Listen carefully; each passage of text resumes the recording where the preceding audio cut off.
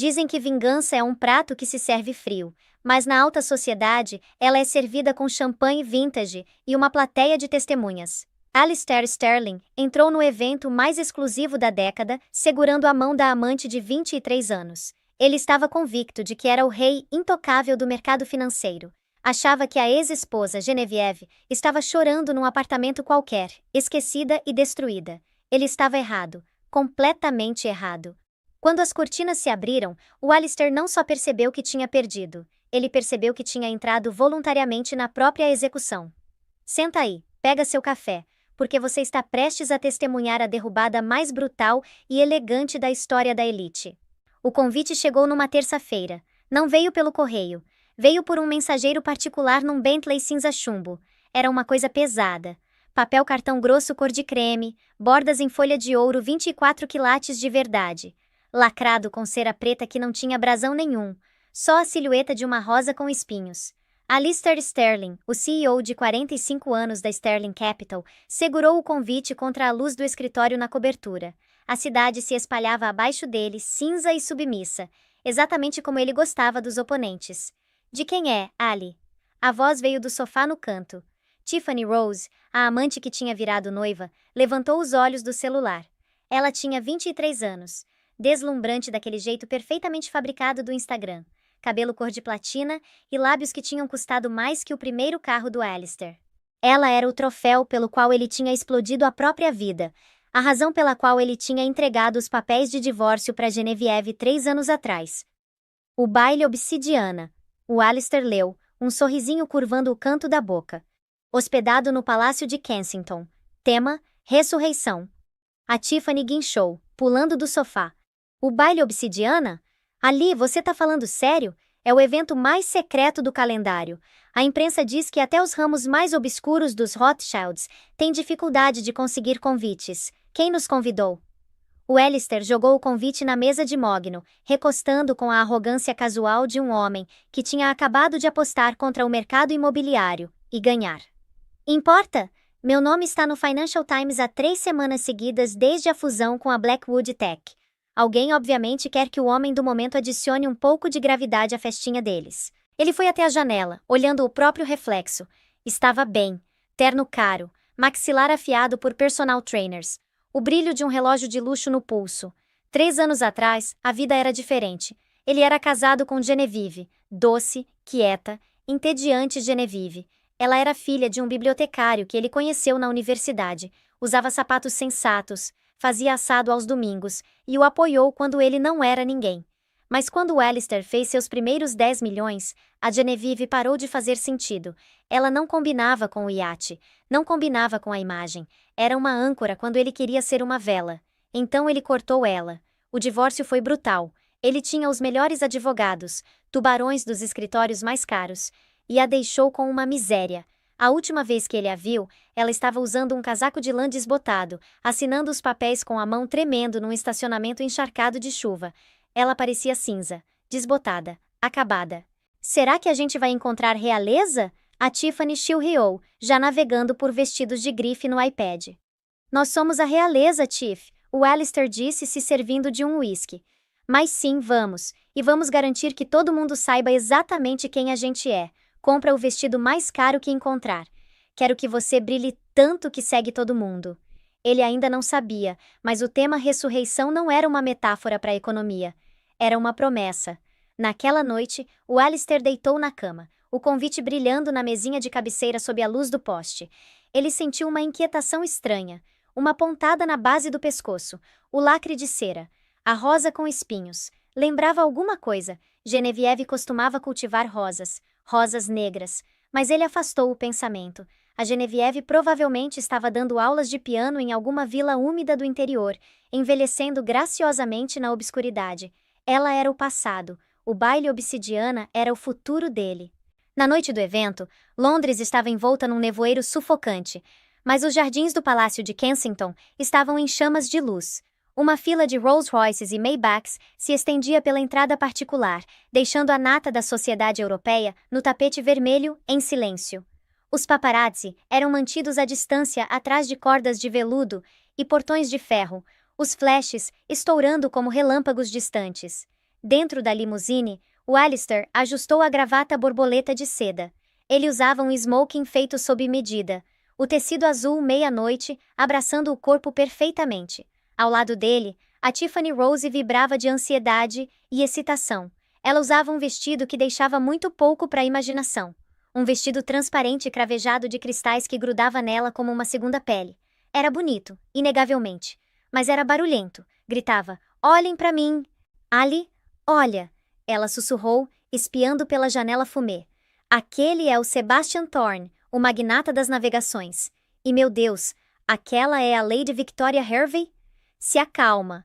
O Alistair disparou, embora o próprio coração estivesse batendo um pouco mais rápido. "Você pertence aqui. Age como se pertencesse." O motorista abriu a porta. O ar frio da noite os atingiu, cheirando a terra úmida e perfume caro. O Alistair saiu, estendendo a mão para Tiffany.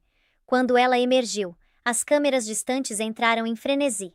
Eles caminharam pelo tapete. O Alistair mantinha a cabeça erguida, o peito estufado. Ele escaneou a multidão à frente. Viu pesos pesados. Pessoas com quem ele normalmente esperava meses para conseguir uma reunião. Tinha o senador Julian Blackwood dos Estados Unidos conversando em tons baixos com um oligarca russo. Tinha a editora-chefe da Vogue parecendo imperiosa em veludo preto. Mas conforme eles se aproximavam da entrada do salão, o Alistair notou algo estranho. A atmosfera não era festiva, era tensa, expectante. As pessoas estavam sussurrando. Grupos de socialites se amontoavam, olhando para os celulares, e depois para as enormes portas fechadas do salão de baile. "Você ouviu?" Uma mulher na frente dele sussurrou para o companheiro. Era a esposa de um grande rival bancário. "Dizem que a anfitriã voltou de Paris. Dizem que ela comprou a propriedade Van Dorne." "Impossível", o homem respondeu. "Essa propriedade não é vendida há 2 séculos." O Alistair franziu a testa. A propriedade Van Dorne. Isso era dinheiro antigo, dinheiro ancestral, o tipo de dinheiro que olhava para os bilhões do fundo de hedge dele como se fosse troco. "Ali, por que todo mundo tá olhando pra gente?" A Tiffany sussurrou, apertando o braço dele. O Alistair olhou ao redor. Ela tinha razão. Conforme eles atravessavam o saguão, cabeças viravam. Mas os olhares não eram a mistura usual de inveja e desejo que ele recebia quando entrava com a Tiffany. Eram olhares de confusão, diversão. E mais perturbador de tudo, pena. "Estão olhando porque você é a mulher mais bonita aqui." O Alistair mentiu, guiando ela até o garçom de champanhe. Ele pegou uma taça de Dom Perignon e virou num gole só. "Senhor Sterling." Uma voz arrastada veio da esquerda dele. O Alistair se virou para ver Benedict St. John. Não o ator, mas Benedict St. John, um litigante corporativo vicioso conhecido como o açougueiro de Fleet Street. "Benedict." O Alistair acenou com a cabeça. "Bom te ver. Você conhece minha noiva Tiffany?" Os olhos do Benedict passaram pelo vestido transparente da Tiffany por uma fração de segundo, a expressão ilegível. Ele não a cumprimentou. Olhou de volta para o Alistair. "Escolha corajosa, Alistair. Trazer ela aqui logo esta noite." O Alistair se eriçou. "E por que seria?" "É uma festa, Benedict, não um funeral." O Benedict girou o drink, um pequeno sorriso cruel brincando nos lábios. "Será? Suponho que isso depende de quem está segurando a pá. Aproveite a noite, Sterling." Ele foi embora, deixando um rastro de ar frio. "Que idiota!" A Tiffany bufou. "Ele só tem inveja." O Alistair não respondeu. A inquietação do convite estava de volta, agarrando o estômago dele como uma mão fria. Ele olhou ao redor da sala de novo. A decoração era deslumbrante. Milhares de rosas negras suspensas do teto. Cortinas de veludo preto e lustres pingando cristais escuros. Era bonito, mas parecia gótico, predatório. As luzes de repente escureceram. Um silêncio caiu sobre a sala. 300 das pessoas mais poderosas do mundo ficaram em silêncio instantaneamente. Um holofote atingiu a sacada que dava para o salão de baile. "Senhoras e senhores", uma voz trovejou pelos alto-falantes. "Por favor, recebam sua anfitriã da noite, a presidente do Trust Van Dorne e a recém-nomeada Duquesa de Montclair." O Alistair congelou. Duquesa de Montclair. Aquele título estava dormente há 50 anos. As portas duplas da sacada abriram devagar. Uma figura saiu. Ela usava um vestido de veludo verde esmeralda que fluía ao redor dela como dinheiro líquido. Era conservador. Gola alta, mangas longas. mas exalava uma sensualidade e poder que o vestido de cristal nu da Tiffany não podia esperar igualar. Ela usava um colar de diamantes que o Alistair reconheceu de um catálogo de leilão. Tinha sido vendido por 20 milhões de dólares no mês passado. O cabelo dela, antes castanho sem graça, agora era um castanho escuro e rico, preso num coque intrincado e brilhante, revelando um pescoço tão gracioso quanto o de um cisne. Ela foi até o parapeito e olhou para baixo, para a multidão. Os olhos dela escanearam a sala. Frios e afiados como vidro cortado. O Alistair derrubou a taça de champanhe. Ela se espatifou no chão de mármore, o som ecoando no silêncio. A Tiffany arfou. Ali, o que você tá fazendo? Mas o Alistair não conseguia ouvi-la. Não conseguia respirar. Sentiu como se o ar tivesse sido sugado da sala. A mulher na sacada não era uma estranha. Não era uma duquesa aleatória. Era Genevieve. Mas não era a Genevieve de quem ele tinha se divorciado. Essa não era a mulher que cortava cupons e usava lã sensata. Essa mulher irradiava uma autoridade régia aterrorizante. Ela olhou para baixo, o olhar varrendo o mar de rostos até travar nele. Ela não sorriu. Não se abalou. Só ficou olhando, os olhos perfurando ele com uma mistura de diversão e esmagadora indiferença absoluta. Bem-vindos, Genevieve disse, a voz amplificada. Suave e rica como chocolate amargo. A ressurreição. Os joelhos do Alistair fraquejaram. Ela é a anfitriã, a mente dele gritou. Minha ex-esposa é a rainha do baile. E ele tinha acabado de entrar no palácio dela segurando a mão da amante. O estilhaçar da taça de champanhe do Alistair foi o único som na sala por um batimento cardíaco. Depois os sussurros começaram de novo, mas dessa vez era um rugido. Aquela é Genevieve Sterling? Não, seu tolo. Aquela é Genevieve Van Dorn, a neta da falecida arquiduquesa Helena. Achei que a linhagem tinha acabado em 1950. Aparentemente não. Ela é a única herdeira. Tudo. As propriedades na França, as linhas de navegação, a coleção de arte. O Alistair ficou congelado, champanhe encharcando os sapatos italianos de couro. O cérebro dele estava em curto-circuito, tentando reconciliar duas imagens impossíveis. Tinha a Genevieve que ele conhecia, a mulher que cortava cupons de sabão em pó, a mulher que usava suéteres grandes demais e lia romances policiais de bolso no sofá, a mulher que ele tinha chamado de sem inspiração pro advogado de divórcio. Ele lembrou do dia em que disse que estava indo embora. Ela estava regando a pequena e triste floreira na janela. Ela não gritou. Só olhou para ele com olhos molhados e devastadores e perguntou: Não tem nenhuma chance pra gente, Alistair? Nem pelo amor de 10 anos? Ele tinha rido. Uma risada cruel e desdenhosa. 10 anos é custo afundado, Jen. Estou seguindo em frente. Você está parada. E agora, ele observava Genevieve começar a descer a grande escadaria de mármore. Ela não andava, ela flutuava. O veludo verde esmeralda pesado do vestido ondulava ao redor dela. Cada passo era calculado, régio. A multidão se abriu para ela instantaneamente, um mar de bilionários e aristocratas curvando a cabeça em deferência. Ali! A Tiffany sibilou, puxando violentamente a manga dele. Ali, as pessoas estão olhando para a poça no chão. Faz alguma coisa. E quem é aquela mulher? Por que ela tá olhando para você? Cala a boca! O Alistair sussurrou, a voz tremendo. Só cala a boca, Tiffany. Ele não conseguia tirar os olhos da ex-esposa. Quando ela chegou ao final da escadaria, um homem deu um passo à frente para pegar a mão dela. Era Julian Blackwood, o senador que o Alistair estava desesperado para conhecer. O senador fez uma reverência profunda, beijando os nós dos dedos enluvados dela com uma reverência que o Alistair nunca tinha visto ele mostrar para ninguém. Alistair, você parece que viu um fantasma. Uma voz seca murmurou ao lado dele. O Alistair se virou. Era Lord Evelyn Carlyle, um intermediário de dinheiro antigo que tinha assento no Conselho do Banco da Inglaterra. O Alistair vinha tentando conseguir um almoço com ele há 5 anos. Lord Carlyle, o Alistair engasgou. O senhor a conhece? O Carlyle tomou um gole do martini, observando Genevieve com admiração. Todo mundo conhece ela agora, meu jovem. É a história do século, a duquesa escondida. Escondida? A avó dela era a arquiduquesa exilada que fugiu da Europa durante a guerra. O Carlyle explicou, aproveitando a confusão visível do Alistair. Ela casou com um plebeu, um bibliotecário, e renunciou aos títulos para proteger a família. Eles viveram em total obscuridade. A Genevieve não sabia, não até a avó falecer 2 anos atrás. 2 anos atrás, apenas meses depois do divórcio ser finalizado. Ela herdou o título? O Alistair perguntou a boca seca. O título sim, mas mais importante, o trust. O Trust Van Dorn vem acumulando juros compostos e ativos desde 1800.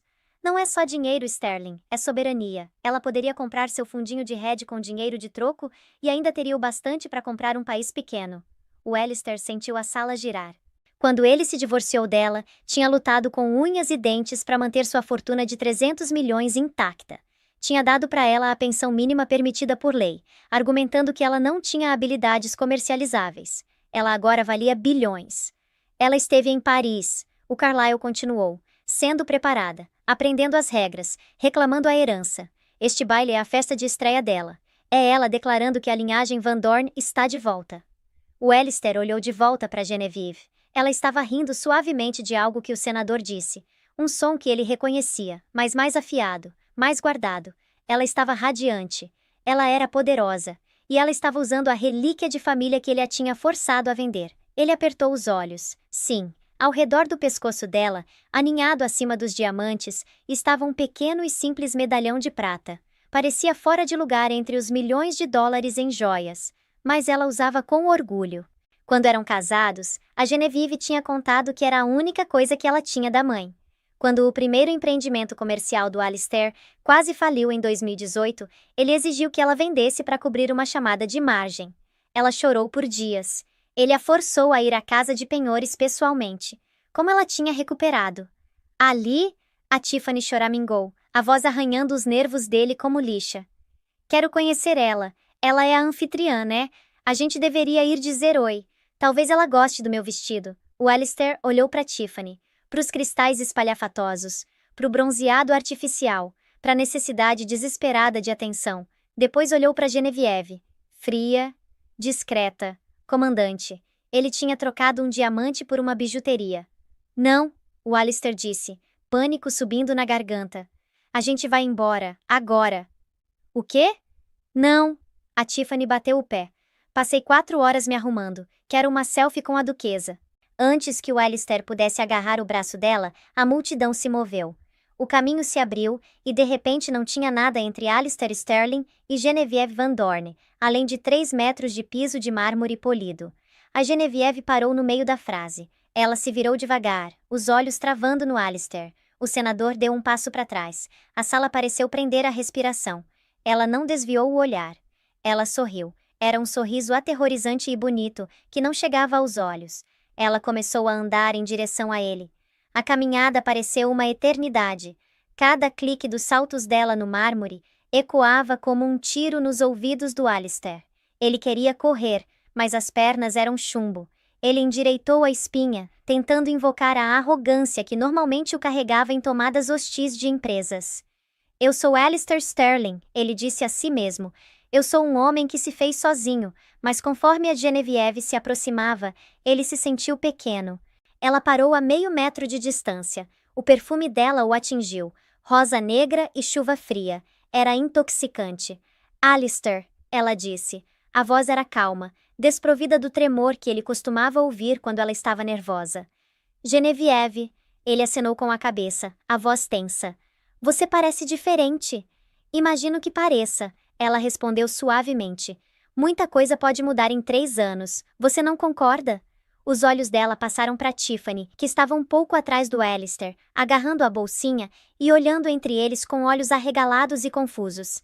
E essa deve ser a Tiffany, Genevieve disse. Não tinha malícia no tom, só uma curiosidade educada, como se ela estivesse examinando um inseto levemente interessante. Reconheço você das fofocas. A modelo do Instagram, não é? A Tiffany se inflou, confundindo o reconhecimento com um elogio. Sim, oi, meu Deus, você é a duquesa. Seu vestido é incrível, mas é tão coberto. Você não sente calor? O Alistair fechou os olhos. Por favor, para de falar. O sorriso da Genevieve não vacilou. Nós valorizamos o mistério na família Van Dorn, Tiffany. Achamos que entregar tudo no primeiro olhar não deixa nada para a imaginação. Uma lição que você pode achar valiosa. O insulto foi tão elegante que levou 5 segundos para Tiffany processar. Quando a boca dela finalmente abriu, a Genevieve já tinha voltado a atenção para o Alistair. Estou surpresa de ver você aqui, Alistair, ela disse. O processo de verificação da lista de convidados foi bem rigoroso. Normalmente, filtramos passivos. O Alistair se eriçou. Passivos? A Sterling Capital acabou de se fundir com a Blackwood Tech. Postamos lucros recordes no último trimestre. Dificilmente sou um passivo, Jen. É vossa graça, uma voz grave rugiu de trás da Genevieve. Um homem alto e de ombros largos deu um passo ao lado dela. Era mais jovem que o Alistair, talvez 35, com olhos como pederneira e uma cicatriz atravessando a sobrancelha esquerda. Ele usava um uniforme militar de gala com medalhas presas ao peito. Parecia um guarda-costas, mas se portava como um príncipe. Está tudo bem, Stefan, Genevieve disse, colocando uma mão calmante no antebraço do homem. O gesto era íntimo, familiar. O Alistair sentiu uma pontada de ciúme quente o bastante para queimar. Alistair ainda está se ajustando à nova realidade. Ela olhou de volta para o Alistair, o olhar afiando. E sobre seus lucros recordes, Alistair? Eu não ficaria tão certo. Estava lendo os relatórios de due diligence da Blackwood Tech esta manhã. O Alistair congelou. Due diligence? Por que você estaria lendo isso? A Genevieve inclinou a cabeça. Ah, você não sabia? A fusão foi financiada por uma injeção de private equity, um sócio oculto. Sim, o Alistair disse, suando agora. O grupo Obsidiana, investidores silenciosos. A Genevieve abriu as mãos, o veludo esmeralda capturando a luz. Bem-vindo ao baile Obsidiana, Alistair. Quem você acha que é dona do grupo Obsidiana? O sangue drenou do rosto do Alistair. O mundo inclinou no eixo. Você, ele sussurrou. Você financiou a fusão. Eu sou dona de 51% da dívida, Genevieve corrigiu suavemente. O que significa que tecnicamente eu sou sua dona. Ela deu um passo mais perto, invadindo o espaço pessoal dele. Pela primeira vez, a máscara dela escorregou, e ele viu um lampejo do fogo por baixo. Você me disse uma vez que eu era um fardo, Alistair. Você me disse que eu não entendia o valor do dinheiro. Então, eu decidi aprender. Eu comprei sua dívida não porque era um bom investimento, embora seja, mas porque eu queria ser quem estava segurando a coleira quando você inevitavelmente tropeçar. Eu não tropeço, o Alistair rosnou, embora a confiança dele estivesse se estilhaçando. Todo mundo tropeça, Genevieve sussurrou, especialmente quando estão olhando para as estrelas e esquecem do precipício embaixo dos pés. Ela recuou, a máscara de polidez gelada deslizando de volta para o lugar. Aproveite a festa, Alistair. Beba o champanhe. É safra de 1959, muito caro. Mas tente não derramar mais, odiamos arruinar os pisos. Ela deu as costas para ele. Venha, Stefan, o primeiro-ministro está esperando. Ela foi embora. O homem chamado Stefan colocou uma mão protetora na base das costas dela. O Alistair ficou parado no centro da sala, vibrando de choque. A Tiffany estava puxando o braço dele de novo. Ali, o que ela quis dizer? Ela é sua dona, Ali. Ela é rica. Ali as pessoas estão rindo da gente. O Alistair olhou ao redor. Eles não estavam rindo. Estavam piores. Estavam ignorando ele. O círculo tinha se fechado. Ele estava do lado de fora, e a Genevieve era a rainha. Mas Alistair Sterling era um lutador. Ele tinha se arrastado do fundo do poço até a cobertura. Não ia deixar a ex-esposa, bibliotecária ou duquesa destruí-lo. Os olhos dele se estreitaram enquanto observava ela rir com o primeiro-ministro.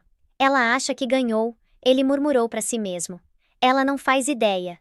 O Alistair recuou para as sombras da colunata arqueada, os nós dos dedos brancos enquanto agarravam um novo copo de uísque. A mente dele estava acelerada, uma tempestade caótica de negação e fúria. Ela é dona da dívida. As palavras ecoavam na cabeça dele. Se a Genevieve cobrasse o empréstimo da fusão do grupo Obsidiana, a Sterling Capital estaria insolvente em 24 horas. Ele perderia a cobertura, os carros, o status. Estaria de volta onde começou, um bolsista de Leeds com nada além de ambição. Ele observou a Genevieve do outro lado da sala. Ela estava comandando a corte perto da orquestra, rindo suavemente de algo que o embaixador francês disse. Stefan, o militar com a cicatriz, estava logo atrás do ombro dela, uma sombra silenciosa e letal. Ela está blefando, o Alistair murmurou para si mesmo. Tem que estar. A Genevieve não tem estômago para guerra corporativa. Ela chora quando pisa num caracol. Ele precisava de alavancagem. Precisava lembrar todo mundo naquela sala que ele era o empresário. E ela era só uma ex-esposa sortuda brincando de se vestir. Ele escaneou a sala e avistou Benedict St. John perto da escultura de gelo. O Benedict era um tubarão, mas era um tubarão que odiava a instabilidade. Se o Alistair conseguisse convencê-lo de que a Genevieve era errática, uma herdeira inexperiente que ia derrubar o mercado, o Benedict podia reunir o conselho contra ela. O Alistair ajeitou a gravata e marchou até ele. Benedict, o Alistair sibilou, se inclinando perto. Precisamos conversar. Esse circo é uma ameaça ao mercado. O Benedict ergueu uma sobrancelha, descascando um camarão com precisão cirúrgica. Acho bem refrescante, na verdade. A duquesa tem excelente gosto em buffet. Ela é uma fraude, Benedict. O Alistair disparou, a voz subindo levemente. 3 anos atrás, ela estava cortando cupons. Ela não sabe a primeira coisa sobre private equity. Se ela detém a dívida da fusão Blackwood, ela vai administrar mal. Ela vai afundar as ações só para me destruir. Você também tem ações na Blackwood. Quer perder milhões por causa da vendetta de uma ex-esposa amarga? O Benedict pausou. Ele olhou para Genevieve. Depois de volta para o Alistair. A ganância nos olhos dele tremulou. O que você está propondo, Sterling? Forçamos um voto de desconfiança, o Alistair disse, a confiança voltando. Tenho um arquivo, declarações de imposto antigas do nosso casamento, declarações conjuntas, tinha discrepâncias, coisas que eu administrava para ela. Se eu liberar, vai parecer que ela estava envolvida em evasão fiscal antes de herdar o título. Vai escandalizar o trust. O conselho vai ter que remover o controle dela para proteger a imagem Van Dorn. Era uma mentira, claro. O Alistair era quem tinha falsificado os números anos atrás, escondendo ativos nas Ilhas Cayman. Mas a Genevieve tinha assinado as declarações conjuntas sem olhar. Ela estava legalmente implicada. Era destruição mútua assegurada. Mas o Alistair apostava que ela tinha mais a perder agora do que ele. O Benedict o estudou por um longo momento. Depois um sorriso lento e frio se espalhou pelo rosto dele. Você é um bastardo cruel, Alistair. Sou um empresário. O Alistair corrigiu. Topa? Se você conseguir provar que ela é um passivo, o Benedict disse suavemente. Apoio sua moção na reunião de acionistas amanhã de manhã. Não vou esperar amanhã, o Alistair disse, um plano sombrio se formando. Vou fazer agora, o brinde. Quando ela subir para falar, vou fazer as perguntas difíceis. Vou expor o passado dela. Quando eu terminar, essas pessoas vão ver ela pelo que ela realmente é. Uma fraude. Ele se virou para encontrar a Tiffany. Precisava dela no braço dele. Uma representação visual da virilidade dele. De ter seguido em frente. Encontrou ela na fonte de chocolate, tirando selfie com uma condessa idosa que parecia perplexa. Tiffany, vem aqui. O Alistair comandou, agarrando o pulso dela com força demais. Ai, Ali, cuidado com as unhas. Ela reclamou, se soltando. Eu estava fazendo networking. A condessa estava me contando sobre o iate dela. Esquece a condessa. A gente vai pro palco. Quando eu começar a falar, só fica lá e parece apoiadora. Sorri. Acena. Não fala. Por que você tá tão suado? A Tiffany perguntou, franzindo o nariz. Você parece maníaco. Estou ganhando, Tiffany. É assim que ganhar se parece. De repente, a orquestra parou de tocar. Um rufar de tambores ecoou pelo salão. Senhoras e senhores, a voz do locutor trovejou. Por favor, ergam suas taças para o discurso da anfitriã. A Genevieve subiu ao microfone no palco elevado. O holofote a atingiu, transformando o veludo esmeralda em fogo. Ela olhou para a multidão, serena e intocável. Obrigada a todos por virem, ela começou, a voz firme. Esta noite é sobre ressurreição, sobre se erguer das cinzas do passado para construir algo mais forte. O Alistair virou o resto do uísque. Bateu o copo na bandeja de um garçom que passava. Agora, ele sussurrou. Ele empurrou a multidão, arrastando a Tiffany atrás dele. Não ia deixar a Genevieve terminar o discurso. Ia queimar o reino dela antes mesmo dela colocar a coroa. Ex-esposa! A voz do Alistair não só interrompeu o discurso, ela estilhaçou a atmosfera como um tijolo jogado numa janela de vitral. Ele atravessou a linha de frente da multidão, a respiração irregular, o rosto brilhando de suor maníaco. Ele marchou direto até a base do palco elevado, parado na poça de holofote que era destinada a Genevieve. Atrás dele, 300 das pessoas mais poderosas do mundo congelaram. O silêncio foi instantâneo e absoluto. o tipo de quietude pesada e sufocante que precede um desastre natural. A Genevieve parou no meio da frase. Ela olhou para baixo para ele da altura do palco, o rosto uma máscara ilegível de porcelana e gelo. Ao lado dela, Stefan, o guarda-costas com a cicatriz, ficou tenso. A mão dele se moveu instintivamente em direção ao interior do paletó do smoking, os olhos travando no Alistair com intenção letal. Mas a Genevieve simplesmente ergueu uma mão enluvada. Um pequeno gesto imperioso que o parou.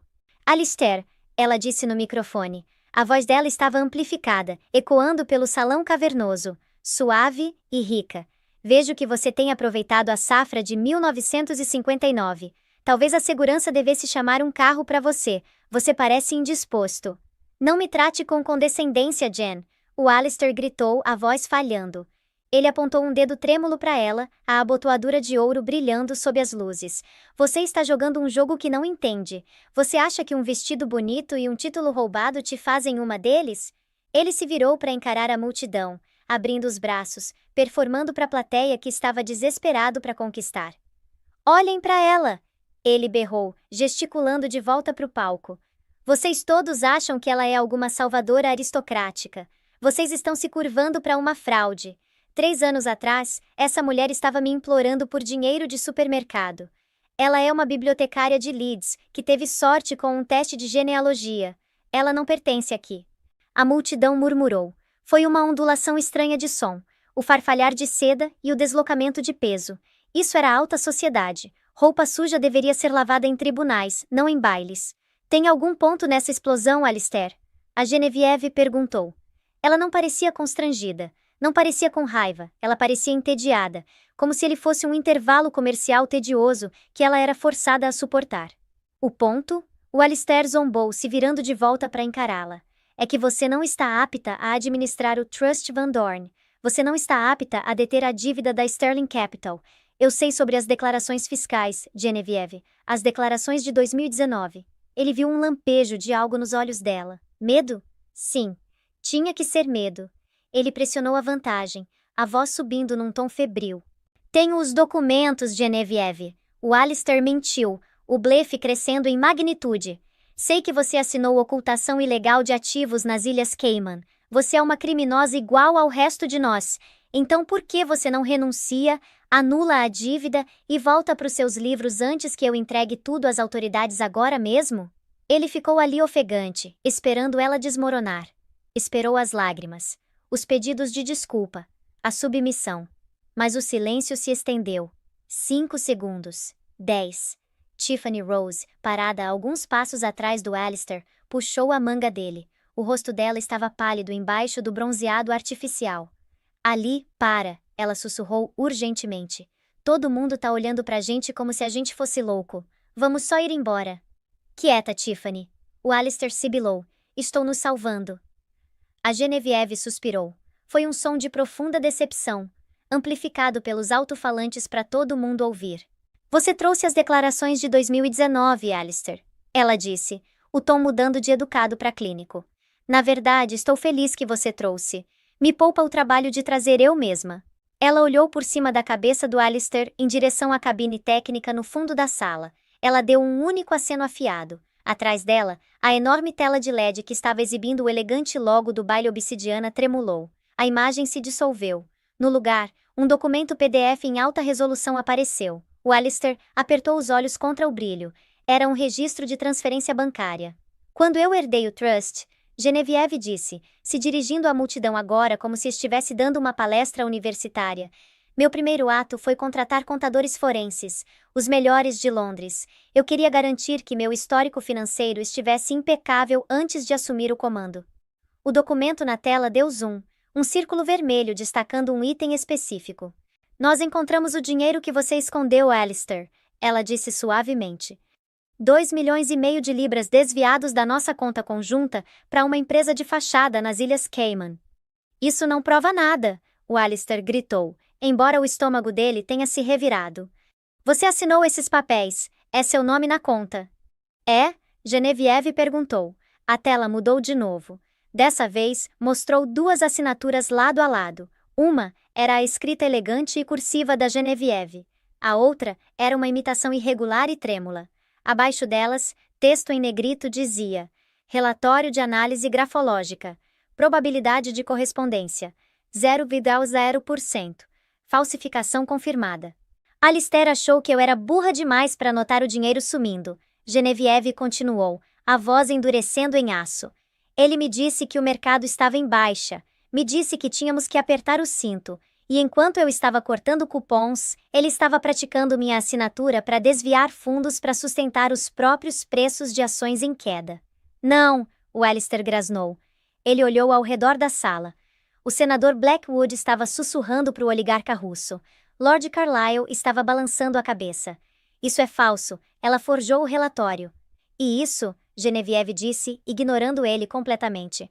É uma gravação da sala de reuniões executivas da Sterling Capital, datada de exatamente 3 dias atrás. Um chiado de estática sibilou pelos alto-falantes. Depois a própria voz do Alistair explodiu. Cristalina, inegável. Não me interessa se os números são reais, Benedict. Só falsifica os livros e fecha a fusão. Se a auditoria mostrar falta, a gente culpa a equipe de transição. Preciso desse pagamento para cobrir o anel da Tiffany. Se a Genevieve descobrir que estou alavancando a dívida, estou morto. Só resolve isso. O arfar da sala sugou o ar do salão. Isso não era mais drama social. Isso era uma confissão de fraude de valores mobiliários. O Alistair cambaleou para trás como se tivesse sido fisicamente atingido. O sangue drenou do rosto dele, deixando-o parecendo cinzento e velho. Ele sentiu os olhos de cada investidor, cada rival, cada promotor na sala queimando na pele. Você, o Alistair engasgou, olhando para ela com horror. Você grampeou meu escritório.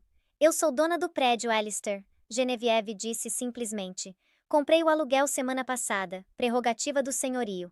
Ela foi até a borda do palco, olhou para baixo para ele, e pela primeira vez ele percebeu quão pequeno ele era. Você queria uma reação, Alistair. Você queria provar que era o empresário poderoso. Bem, aqui está a realidade dos negócios. Suas ações estão atualmente em queda livre. A Comissão de Valores Mobiliários já recebeu uma cópia dessa gravação. E a dívida que eu detenho? Ela pausou, deixando o silêncio se estender até ficar agonizante. Estou cobrando imediatamente. O Alistair caiu de joelhos. Não foi um gesto dramático. As pernas dele simplesmente cederam. Você não pode, vou falir. Você já está falido, Genevieve sussurrou. Você só não sabia ainda. O Alistair olhou freneticamente para a direita. Tiff, ele implorou estendendo a mão para ela. Tiff, amor, conta para eles que é mentira. A gente pode consertar isso. A Tiffany Rose olhou para a tela onde a evidência dos crimes dele ainda estava brilhando. Ela olhou para os rostos furiosos e enojados dos bilionários ao redor deles. Depois ela olhou para o Alistair, suado, arruinado e patético no chão. Ela arrancou a mão como se ele fosse contagioso. Não encosta em mim! Ela guinchou, a voz estridente e perfurante. Ela arrancou o enorme anel de noivado de diamante do dedo. Você disse que era rico, disse que era dono da cidade. Você usou meu cartão de crédito para pagar a limusine hoje, não usou? Mentiroso! Tiffany, espera. Acabou. Ela jogou o anel com toda a força. Ele bateu no peito do Alistair, um tilintar patético, e rolou pelo chão de mármore, parando aos pés da Genevieve. Não vou pra cadeia por você. Estou solteira. A Tiffany se virou e correu para a saída, os saltos clicando freneticamente, agarrando a bolsa contra o peito. O Alistair ficou sozinho no centro da sala. O círculo da sociedade de elite tinha se alargado, deixando-o isolado numa ilha de humilhação. Ele olhou para cima para Genevieve, lágrimas de raiva e choque ardendo nos olhos. Por quê? Ele sussurrou, a voz quebrada. Por que fazer isso aqui? Por que não simplesmente me processar discretamente? A Genevieve se inclinou no microfone uma última vez. Os olhos dela estavam escuros, desprovidos de piedade. Por que, Alistair? Você não só partiu meu coração, você tentou quebrar minha dignidade. Você me fez sentir pequena para você poder se sentir grande. Você amava a plateia, não amava? Ela sinalizou para os seguranças esperando nos bastidores. Agora você sabe como é ser o entretenimento. 2 seguranças corpulentos atravessaram o salão, agarrando o Alistair pelos braços. Ele não lutou. Ficou mole, chocado demais para resistir. Enquanto o arrastavam para trás pelo chão polido, os calcanhares dele derrapando, ele viu Stefan subir até a Genevieve e entregar para ela um novo copo de champanhe. Ela tomou um gole, observando ele por cima da borda do copo. As pesadas portas de carvalho bateram, selando Alistair do lado de fora no nevoeiro frio. Dentro do salão, o silêncio pairou por um batimento cardíaco. Então o senador Blackwood começou a aplaudir. Foi um aplauso lento e respeitoso. Depois, Lord Carlyle se juntou.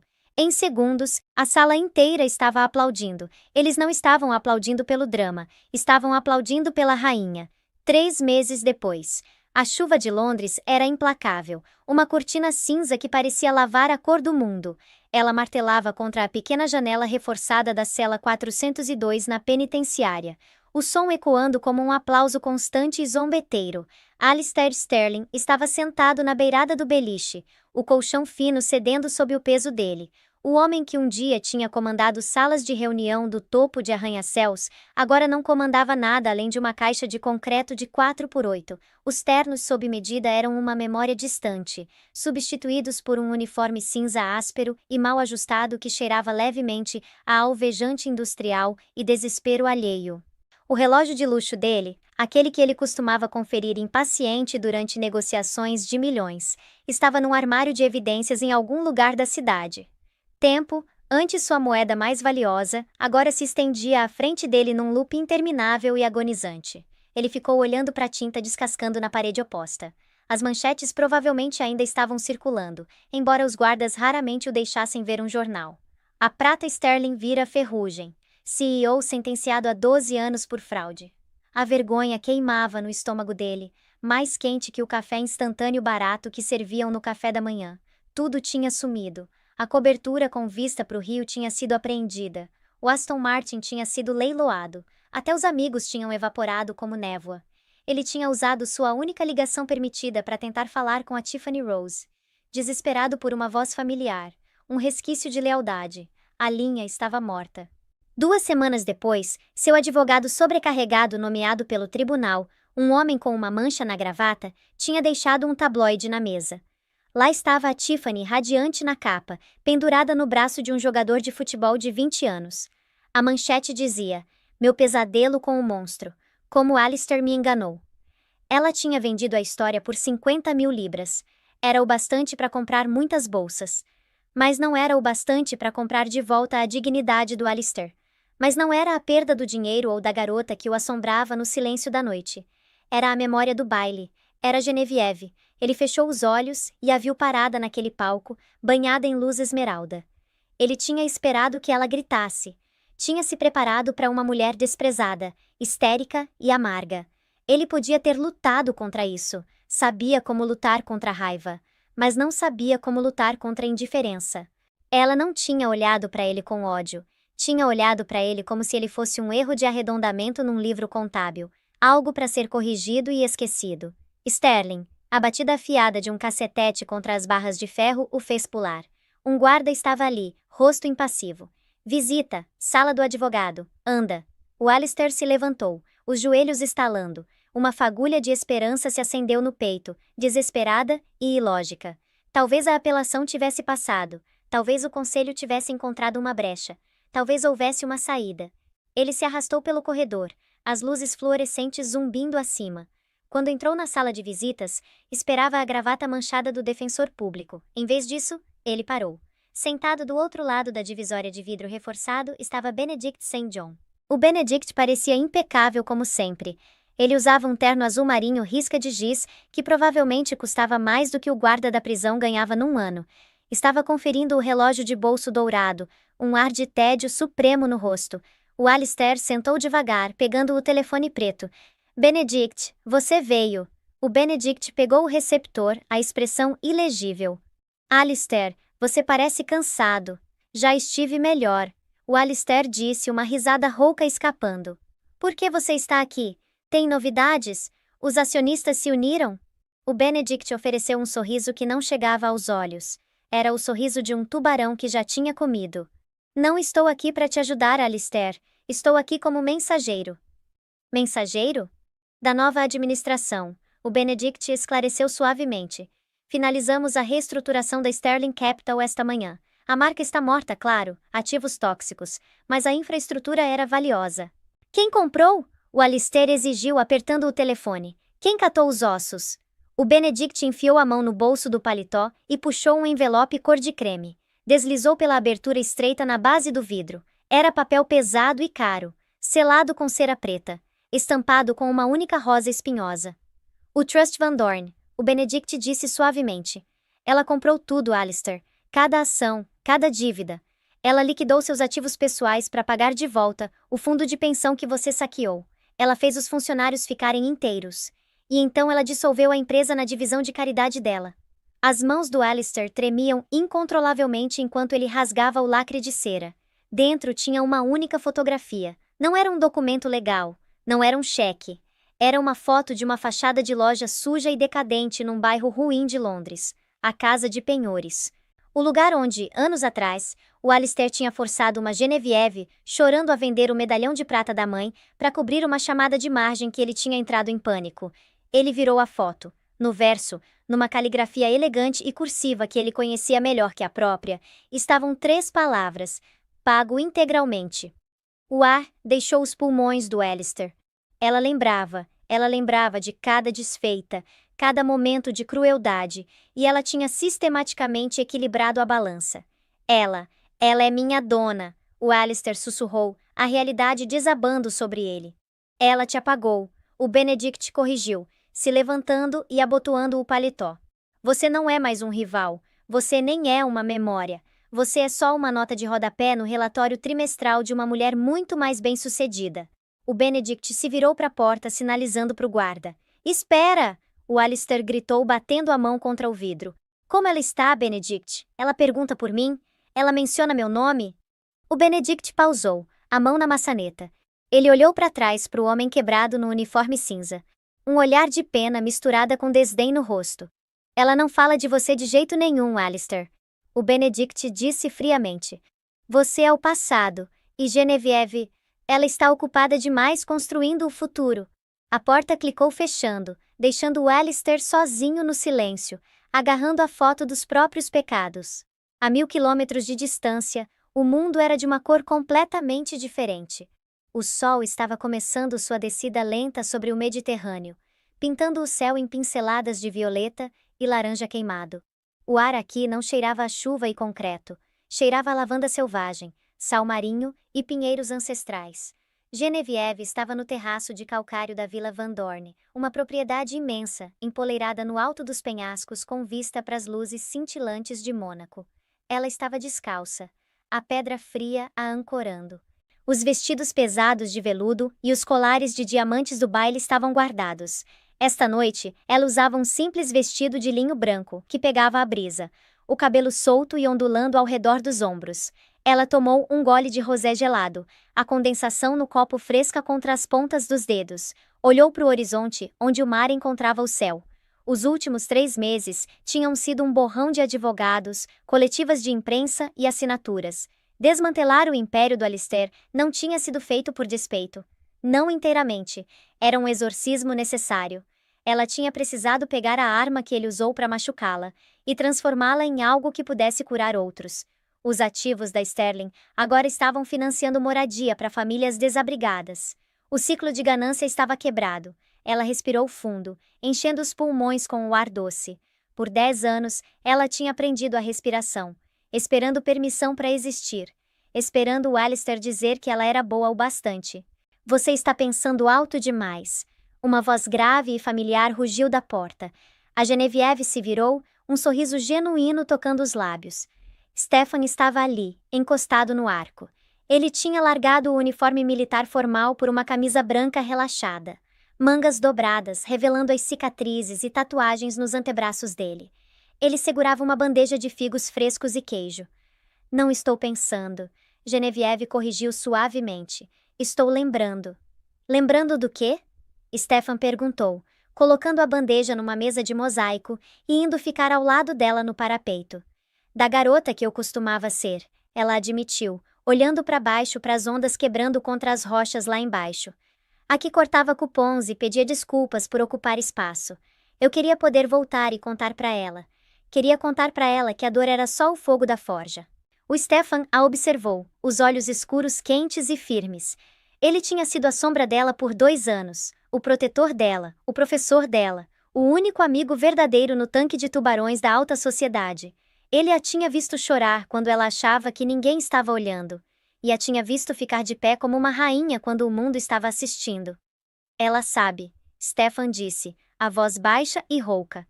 Ela é quem atravessou o fogo para você poder ficar aqui hoje. A Genevieve olhou para cima para ele.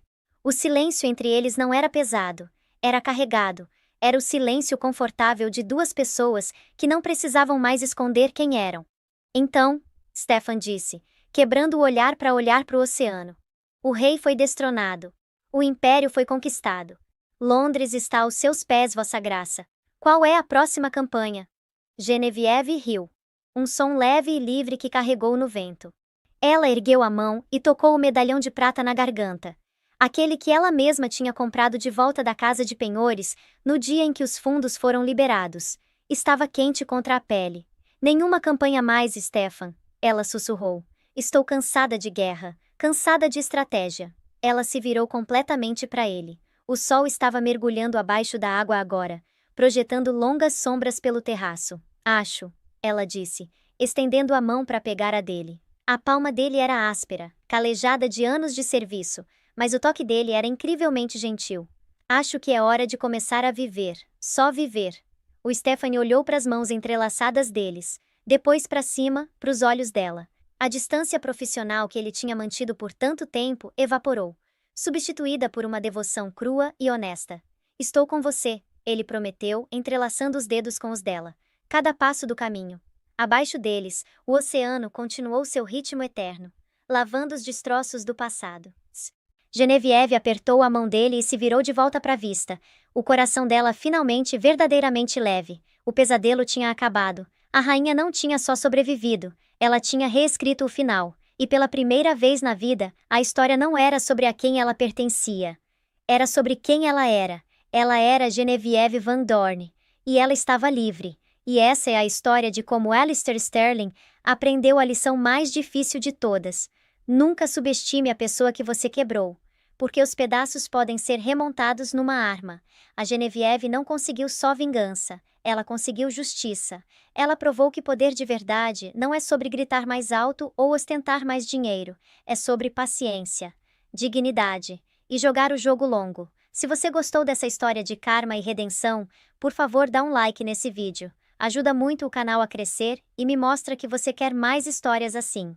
O que você achou do castigo do Alistair? Foi suficiente ou ele merecia pior? Me conta aí nos comentários. E não esquece de se inscrever e apertar o sininho para nunca perder um novo episódio das nossas histórias dramáticas. Valeu por assistir e te vejo na próxima história.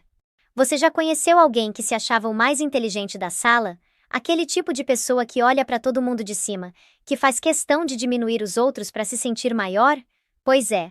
Agora imagina viver com uma pessoa assim por 5 anos. Imagina ouvir, todo santo dia, que você é lenta, que você é burra, que você não entende nada de nada. Agora imagina a cara dessa pessoa quando descobre, no meio de um tribunal lotado, que a idiota que ele humilhou por anos é formada em direito pela melhor universidade do mundo, com honras. Primeira da turma. Senta aí, pega seu café, porque essa história vai te deixar de boca aberta. O Marcus Sterling estava parado no centro do tribunal, ajeitando a gravata de R$3.000. Ele tinha aquele sorrisinho no rosto, sabe? Aquele sorriso de quem acha que já ganhou antes de a partida começar. Nos últimos 3 anos, ele tinha dedicado um tempo considerável da vida dele a convencer a esposa, Helena, de que ela não era nada sem ele, que ela era simples demais, lenta demais, francamente, burra demais para entender as complexidades do império empresarial dele. Para ele, esse divórcio era uma volta olímpica. Ele achava que ela ia assinar os papéis, aceitar as migalhas que ele estava oferecendo e sumir da vida dele sem fazer barulho. Mas aí, o silêncio tomou conta da sala quando o juiz Harrison pegou um envelope lacrado que a Helena tinha submetido como evidência. Quando o juiz deslizou o documento para fora, os olhos dele arregalaram. Ele olhou para a dona de casa tremendo, depois para o marido arrogante. O documento não era um pedido de misericórdia. Era um diploma de direito de Yale, formada primeira da turma. O rosto do Marcus não só caiu, ele desmoronou.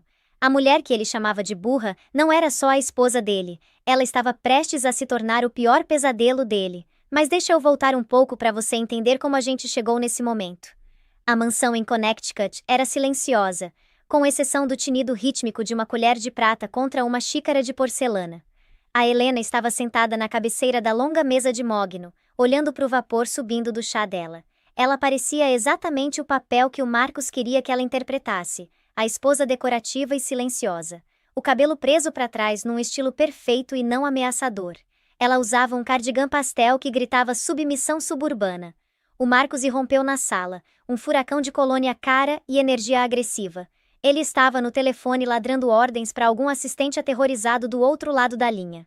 Não me interessa o que o relatório da SEC diz, só enterra até o terceiro trimestre. Tenho que fazer tudo eu mesmo nessa empresa? Ele encerrou a ligação agressivamente, jogando o celular na mesa. Ele deslizou pela madeira polida e parou a centímetros da mão da Helena. Bom dia, Marcos, a Helena disse suavemente, sem levantar os olhos. Será? O Marcos zombou, pegando uma torrada sem sentar. Tenho uma fusão travando porque minha equipe jurídica é incompetente e chego em casa para encontrar você.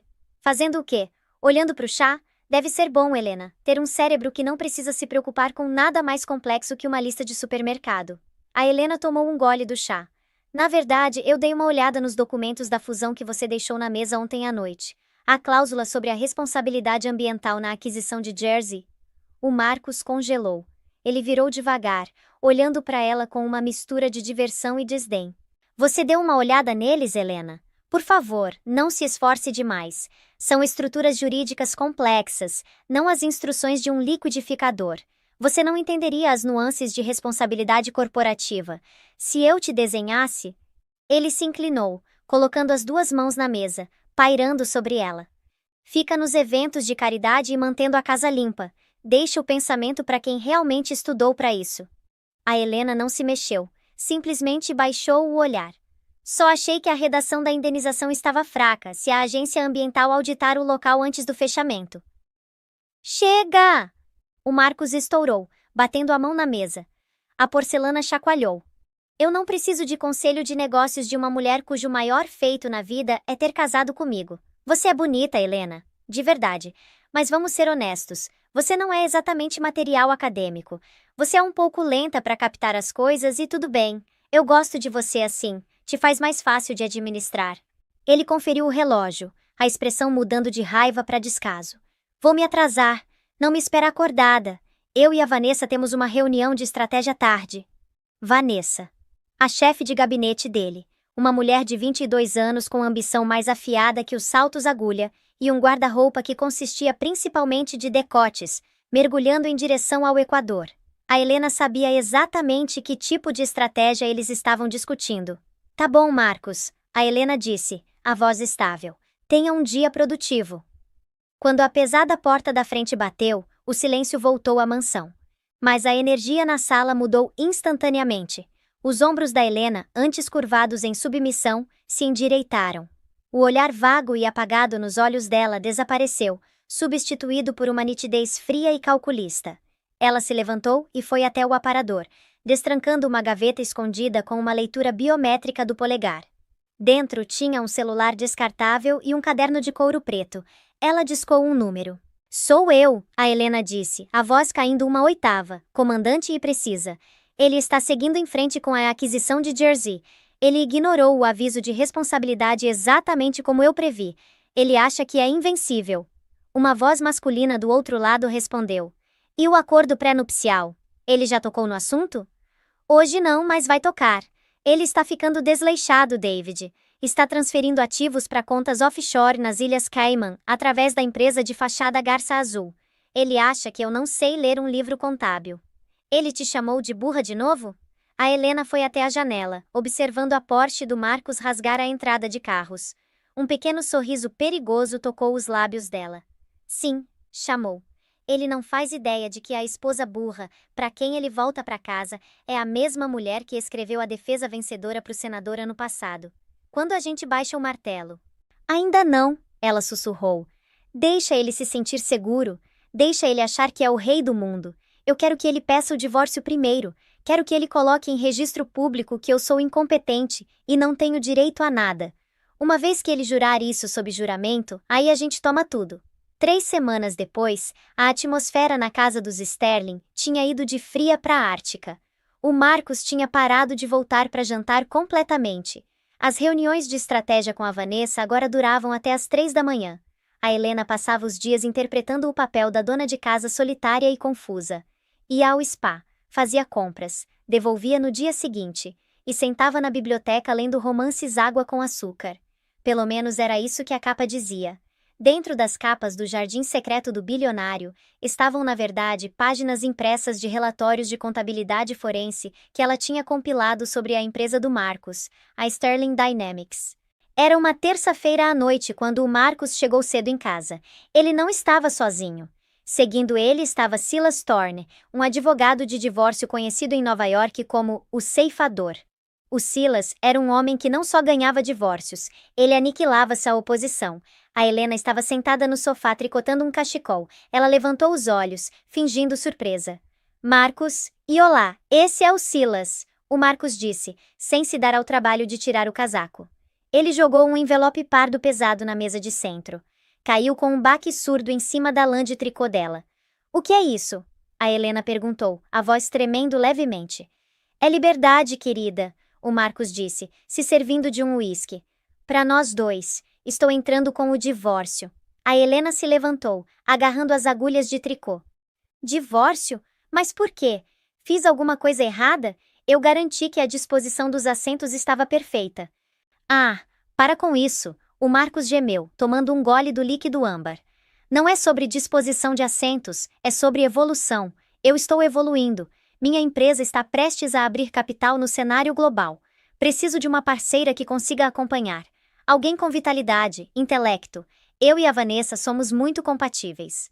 Vanessa? A Helena sussurrou, deixando uma lágrima escorrer pela bochecha. Mas ela é sua funcionária.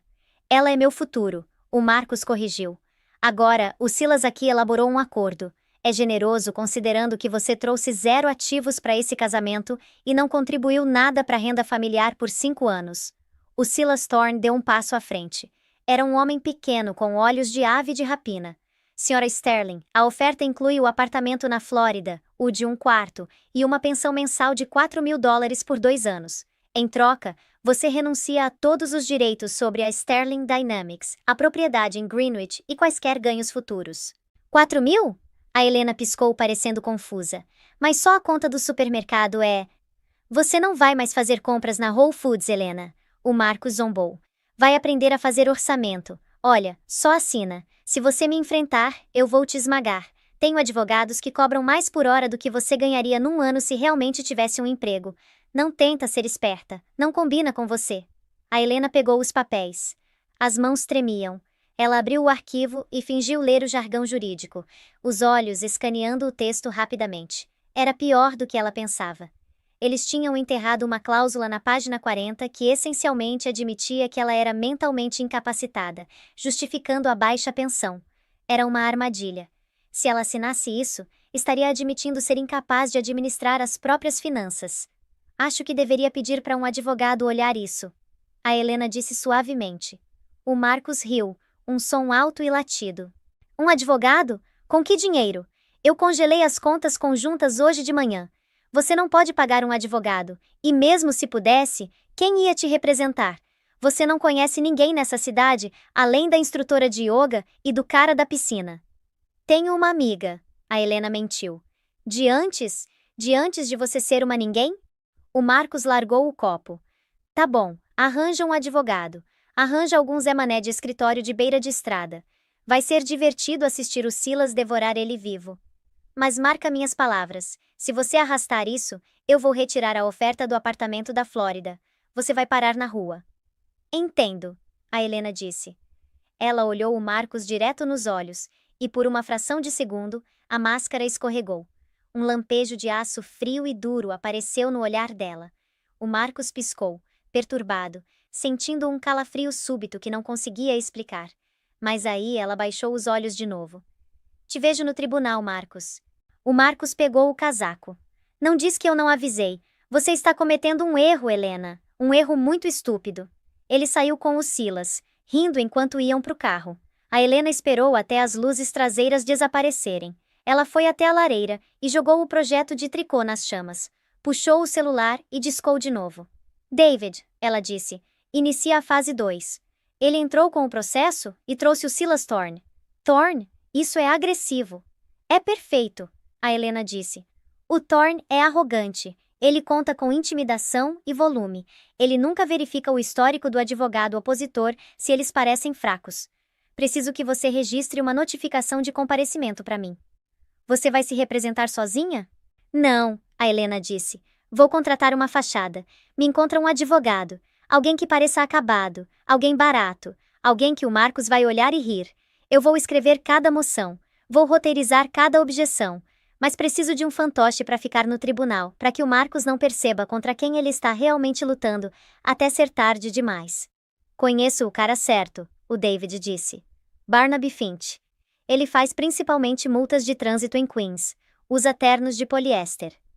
Contrata ele, a Helena comandou.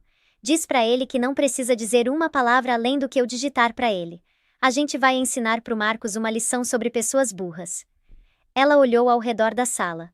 A gaiola dourada onde tinha vivido por 5 anos. Ela lembrou das noites que ficou acordada estudando para a prova da ordem em segredo, enquanto o Marcos estava viajando a negócios. Lembrou de se formar summa cum laude em Yale, com o nome de solteira, Helena Vance, um nome que o Marcos nunca tinha se dado ao trabalho de pesquisar no Google, porque estava ocupado demais falando de si mesmo no primeiro encontro deles. Ela tinha se apaixonado por ele uma vez. Tinha escondido o sucesso dela, porque queria um homem que a amasse por quem ela era, não pelo potencial de ganhos. Mas ela aprendeu tarde demais que o Marcos não a amava de jeito nenhum. Ele amava possuir coisas, e ele estava prestes a aprender que algumas coisas não podem ser possuídas. A Helena saiu da propriedade de Greenwich numa manhã chuvosa de quinta-feira. Ela levou apenas 2 malas, deixando para trás o guarda-roupa de grife que o Marcos tinha curado para ela, as joias que ele tinha comprado para exibir para os sócios, e a Mercedes SUV. Chamou um Uber. O Marcos assistiu da janela do andar de cima, um copo de suco de laranja na mão. Patético! Ele murmurou para si mesmo. Ele não viu uma mulher se libertando. Viu um animal de estimação confuso vagando para o mundo selvagem. Ele mandou mensagem para Vanessa. A casa está vazia, finalmente é nossa. O Uber deixou a Helena não num abrigo ou num motel barato, mas num prédio discreto pré-guerra em Queens. Era limpo, mas modesto. Ela carregou as malas por 3 lances de escada, a respiração falhando não pelo esforço, mas pela emoção do jogo começando. Dentro do apartamento, a decoração era esparsa. Uma mesa, um laptop potente, 3 monitores e um quadro branco cobrindo uma parede inteira. Na mesa tinha uma pilha de arquivos de quase 1 metro de altura. Os papéis da garça azul que ela tinha contrabandeado do escritório do Marcos por meses, uma página de cada vez. Ela não desfez as malas de roupas, ela desfez a mente. 2 horas depois, ela estava na frente de um escritório de advocacia de vitrine espremido entre uma lavanderia e uma loja de R$1. A placa acima da porta tinha uma letra L de neon piscando e dizia: Barnaby Finch, advogado, lutamos por você. A Helena empurrou a porta. Um sino tilintou fracamente. O escritório cheirava a donuts velhos e carpete gasto. Atrás de uma mesa bagunçada estava sentado o Barnaby Finch. Era um homem na casa dos 50 que parecia ter sido derrotado pela vida por volta de 1998. Ele usava uma gravata amarelo mostarda com uma mancha de café perto do nó, e estava atualmente lutando para abrir um saco de pretzels. Ele olhou para cima, assustado. Estamos fechados pro almoço, ele murmurou, embora fossem 3:30 da tarde. Não estou aqui pro almoço, Sr. Finch, a Helena disse, a voz nítida e comandante. Ela trancou a porta atrás dela e virou a placa para fechado. O Barnaby derrubou os pretzels. Ei, você não pode simplesmente... Quem é você? A Helena foi até a cadeira oposta à mesa dele, tirou uma camada de migalhas e sentou. Ela colocou um cheque administrativo de $10.000 na mesa. Os olhos do Barnaby esbugalharam. Ele pegou os óculos, apertando os olhos. Isso é real? É um adiantamento, a Helena disse. Preciso de um advogado de registro para um caso de divórcio de alto perfil contra Marcus Sterling, CEO da Sterling Dynamics. O Barnaby engasgou. Sterling, o cara bilionário? Moça, você está no lugar errado. Você quer os caras de Manhattan. Eu faço defesa de bêbado ao volante e disputas de propriedade sobre cercas. O Silas Thorne representa o Sterling. O Thorne come caras como eu no café da manhã e cospe os ossos. Exatamente, a Helena disse calmamente. Não preciso que você ganhe, Sr. Finch. Preciso que você perca. Ou melhor, preciso que você pareça que está perdendo. O Barnaby pareceu confuso. Não estou entendendo. A Helena se inclinou. Marcus Sterling é um narcisista. Se ele se sente ameaçado, ele luta sujo, esconde ativos, destrói evidências, suborna oficiais. Mas se ele acha que está lutando contra um idiota incompetente, ele fica preguiçoso, fica arrogante. Preciso que ele olhe para você, Sr. Finch, e pense: já ganhei. O Barnaby franziu a testa. Não sei se deveria me sentir ofendido. Você deveria se sentir rico, a Helena rebateu, deslizando outro cheque pela mesa. Esse é de mais 15 mil. É pela sua obediência completa. Eu vou escrever cada moção. Vou redigir cada carta. Vou te dizer exatamente o que falar no tribunal. Você só tem que ficar lá, usar esse terno horrível e gaguejar um pouquinho. O Barnaby olhou para os cheques. Era mais dinheiro do que ele tinha ganhado nos últimos 2 anos combinados. Ele olhou para Helena. Olhou de verdade. Ele viu a inteligência afiada nos olhos dela, o aço na postura dela. Ele percebeu de repente que a pobre mulher sentada na frente dele era, na verdade, a pessoa mais perigosa na sala. Quem é você de verdade? O Barnaby sussurrou. Sou a esposa que ele acha burra demais para ler um contrato, a Helena respondeu. Temos um acordo? O Barnaby varreu os cheques para dentro da gaveta. Vou até usar meu terno marrom. Tem um remendo no cotovelo. No dia seguinte, o processo legal chegou na mesa do Marcus. Ele pegou o telefone, rindo tão forte que quase derramou o expresso. Silas, você precisa ver isso. O Marcus arfou no receptor. Ela contratou um cara chamado Barnaby Finch. O escritório dele fica num centro comercial em Queens. Eu pesquisei. O último caso grande dele foi defender um cara que roubou um cortador de grama. Do outro lado, o Silas Thorne riu sombriamente. Perfeito. Isso confirma tudo. Ela está desesperada e perdida. Nem vamos precisar negociar. Vamos esmagá-los na audiência preliminar. Vou redigir uma moção para rejeitar o pedido dela de pensão, com base no pré-nupcial. Faz isso, o Marcus disse. E marca um depoimento. Quero ver a cara dela quando você despedaçar ela. Quero que a Vanessa esteja lá também. Vanessa? O Silas pausou. Isso é sábio? Trazer a amante para o depoimento? Ela não é só uma amante, Silas. Ela é a futura Sra. Sterling. E eu quero que a Helena veja exatamente por quem ela foi substituída. É guerra psicológica. Se a Helena chorar, ela parece instável. Vai ajudar nosso caso. Brutal, o Silas disse aprovadoramente. Gostei. De volta no apartamento de Queens, a Helena estava observando o ticker de ações da Sterling Dynamics. Ela viu uma leve queda. O Marcus estava liquidando ações para comprar um iate, um navio de retiro corporativo. Bom, ela sussurrou, digitando furiosamente num documento intitulado Estratégia de Interrogatório Fase 1. Gasta o dinheiro, Marcus. Deixa o rastro de papel brilhante e barulhento. O celular dela vibrou. Era uma mensagem do Barnaby. Thorne acabou de nos intimar. Depoimento terça que vem. Pediram sua presença. A Helena sorriu. Ela digitou de volta. Aceita imediatamente. E Barnaby, não faz a barba por 2 dias antes da reunião. A sala de conferência na Thorne e Associados foi projetada para intimidar. Localizada no 50º andar de um arranha-céu de Manhattan, apresentava paredes de vidro do chão ao teto que ofereciam uma vista vertiginosa da cidade. A mesa era uma placa de mármore preto que parecia uma lápide. O Marcus estava sentado na cabeceira da mesa, parecendo cada centímetro o mestre do universo. Ele usava um terno italiano sob medida que custava mais que o carro do Barnaby. Ao lado dele estava a Vanessa. Ela usava um vestido vermelho justo que era totalmente inapropriado para um procedimento legal, a mão descansando possessivamente no braço do Marcus. Ela deu um sorrisinho quando a porta abriu.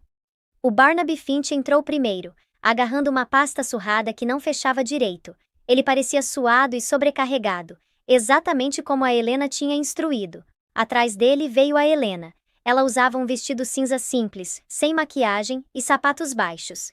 Ela manteve a cabeça baixa, agarrando um lenço de papel na mão, parecendo aterrorizada. Olha só! O Marcus trovejou, a voz ecoando no vidro. A turma toda está aqui. Oi, Helena, você parece cansada. Deixa ela em paz, Marcus.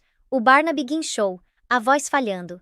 Ele sentou e se atrapalhou com os papéis, derrubando uma caneta no chão. Ele rastejou debaixo da mesa para pegar.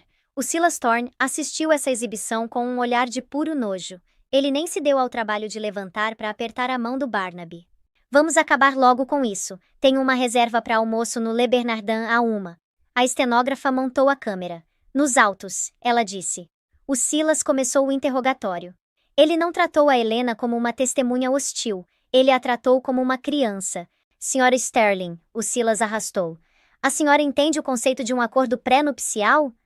Acho que sim, a Helena sussurrou. Acha que sim? O Silas riu. É um contrato, senhora Sterling, um que a senhora assinou 5 anos atrás. Ele estabelece que o que é do Marcus permanece do Marcus. Por que a senhora está contestando agora? O senhor Finch aqui disse que a senhora podia conseguir um pagamento? O Barnaby limpou a garganta. Objeção, talvez. Com que fundamento? O Silas disparou. Coação, o Barnaby ofereceu fracamente. Negada, atenha-se às perguntas. O Marcus interrompeu aproveitando o show. Ele se inclinou para frente. Helena, olha para Vanessa. Ela é inteligente. Ela tem MBA. Ela me ajuda a administrar a empresa. Você não conseguia nem ligar a lava-louças sem quebrar um prato. Por que você não simplesmente assina o acordo e vai embora? Isso é constrangedor para você. A Helena olhou para cima, os olhos lacrimejantes. Eu só tinha algumas perguntas sobre as despesas domésticas. O Marcus revirou os olhos. Despesas? Que despesas? A Helena cutucou o Barnaby. Ele olhou para a folha de papel que a Helena tinha digitado para ele, um roteiro formatado em fonte grande e fácil de ler. Certo? O Barnaby leu, apertando os olhos. Sr. Sterling, sobre a viagem às Maldivas em novembro de 2024. O senhor lançou na conta da empresa como uma cúpula de desenvolvimento de negócios. Está correto, o Marcus disse suavemente. Eu estava me encontrando com investidores. O Barnaby leu a próxima linha. E a senhorita Vanessa Hart estava presente nessa cúpula? Ela é minha chefe de gabinete. Claro que estava lá, o Marcus disse, olhando para Vanessa e piscando. O Barnaby virou a página, as mãos tremendo. E a compra de uma pulseira Cartier Pantera, avaliada em $55.000 em 12 de novembro. Isso também foi para desenvolvimento de negócios? A sala ficou quieta por um segundo. A Vanessa instintivamente cobriu o pulso esquerdo com a mão direita, tentando esconder a pulseira de diamantes brilhando ali. O Marcus não se abalou. Ele era arrogante demais para ver a armadilha. Foi um presente para a esposa de um cliente para fechar o negócio. Procedimento operacional padrão. A Helena olhou para as próprias mãos, escondendo uma pequena contração satisfeita dos lábios. Ele mentiu. Mentiu sob juramento. Esse foi o primeiro prego. Ok, o Barnaby continuou lendo o roteiro. E o Blue Heron Consulting Group, o senhor pagou 2 milhões para eles ano passado por supervisão estratégica. Quem é o principal dessa empresa? O Silas Thorne se endireitou na cadeira. Objeção. Irrelevante. É uma entidade subsidiária. Não tem nada a ver com os bens conjugais da senhora Sterling. Só quero saber se eles fizeram um bom trabalho. A Helena disse suavemente, a voz soando inocente e ingênua. 2 milhões parece muito dinheiro. Eles ajudaram a empresa? O Marcus riu. Tá vendo? É disso que eu estou falando. Ela vê um número grande, e o cérebro dela entra em curto. Sim, Helena, eles fizeram um bom trabalho. Agora, terminamos com essas trivialidades? Mais uma coisa, o Barnaby disse. A senhora Sterling gostaria de saber por que a escritura do armazém em Jersey, aquele com o problema de vazamento químico, foi transferida para o nome dela 3 semanas atrás. O Marcus congelou. O rosto dele empalideceu por uma fração de segundo, antes de se recuperar. Ele tinha feito isso secretamente. Tinha falsificado a assinatura dela nos documentos de transferência para que, se a agência ambiental processasse, a responsabilidade caísse na Helena, não na Sterling Dynamics. Era a garantia dele. Como ela sabia? Deve ter sido um erro administrativo, o Marcus disse rapidamente. Vou pedir para minha equipe verificar. Ok, o Barnaby disse fechando a pasta. Isso é tudo por hoje. Isso é tudo? O Silas perguntou incrédulo. Você não vai perguntar sobre a pensão, a casa? A senhora Sterling está cansada, o Barnaby disse, se levantando. Nos vemos no tribunal. Enquanto saíam, o Marcus explodiu em gargalhadas. Você viu aquilo? Isso é muito dinheiro? Ela não tem noção. Ela nem pediu mais dinheiro. Só perguntou sobre recibos velhos. A Vanessa deu risadinhas, acariciando a pulseira. Ela é patética, Marcos. Você estava certo. Ela é burra demais para ser uma ameaça. Mas dentro do elevador, quando a porta deslizou fechando, a atmosfera mudou instantaneamente.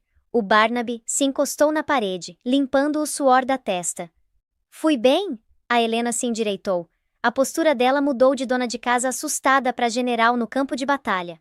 Ela puxou um gravador digital do bolso e clicou parar. Você foi perfeito, Barnaby, ela disse, a voz gelada. O que a gente acabou de fazer? O Barnaby perguntou. Não pedimos nada. A gente fez ele cometer perjúrio 3 vezes em 10 minutos, a Helena disse, conferindo o relógio. Ele admitiu que a viagem para as Maldivas foi negócios, mas eu tenho o registro de voo mostrando que foi um fretamento privado sem outros passageiros. Ele alegou que a pulseira foi para uma cliente, mas a Vanessa está usando ela nas fotos do Instagram daquela semana. E mais importante, os olhos dela brilharam com intensidade perigosa.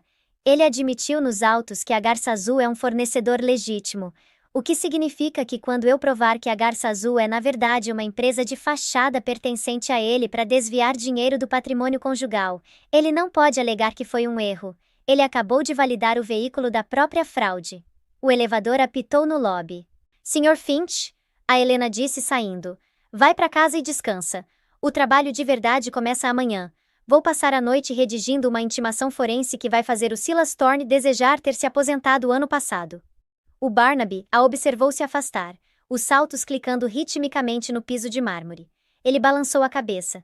Me lembra de nunca te deixar com raiva, Sra. Sterling. De volta na cobertura, o Marcos estava comemorando. Ele estourou uma garrafa de champanhe caro. Ao divórcio mais fácil da história, ele brindou, batendo copos com a Vanessa. Ela nem lutou. A Vanessa arrulhou. É meio triste, na verdade. É seleção natural, o Marcos declarou. Algumas pessoas são predadores e algumas são presas. A Helena nasceu para ser devorada. Ele não tinha ideia de que a presa tinha acabado de trancar a porta da gaiola pelo lado de fora, e ele era quem estava preso dentro com o monstro. A semana antes do julgamento deveria ser uma volta da vitória para o Marcus Sterling. Em vez disso, se tornou uma lenta descida na paranoia. Começou numa quarta-feira de manhã. O Marcos estava no escritório com vista para o horizonte de Manhattan quando o interfone tocou. Sr. Sterling, a secretária disse a voz tensa. O Sr. Thorne está na linha 1. Ele parece perturbado. O Marcos suspirou, pegando o receptor. Silas, me diz que você redigiu o discurso final de vitória. Estou pensando em comprar um vinhedo em Napa para comemorar. Cala a boca e escuta, Marcos. O Silas disparou. A cadência suave e arrogante usual da voz do advogado tinha sumido, substituída por uma ponta irregular de pânico. A gente acabou de receber um pedido suplementar de produção de documentos do escritório do Barnaby Finch. Então ignora, o Marcos riu.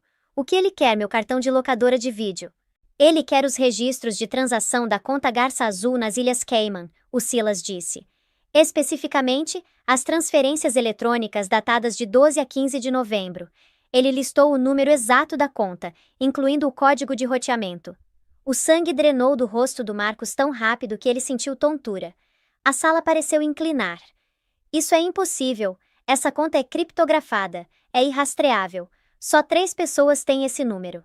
Bem, agora um cara que usa gravatas manchadas de mostarda em Queens tem, o Silas sibilou. E não é só isso. Ele intimou o manifesto de voo do seu jato particular.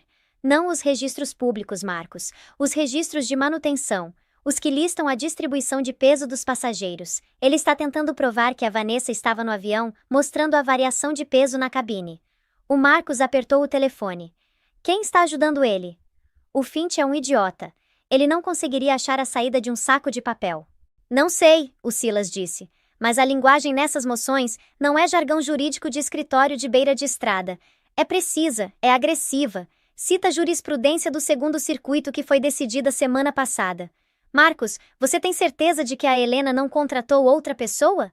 Tenho certeza, o Marcos gritou.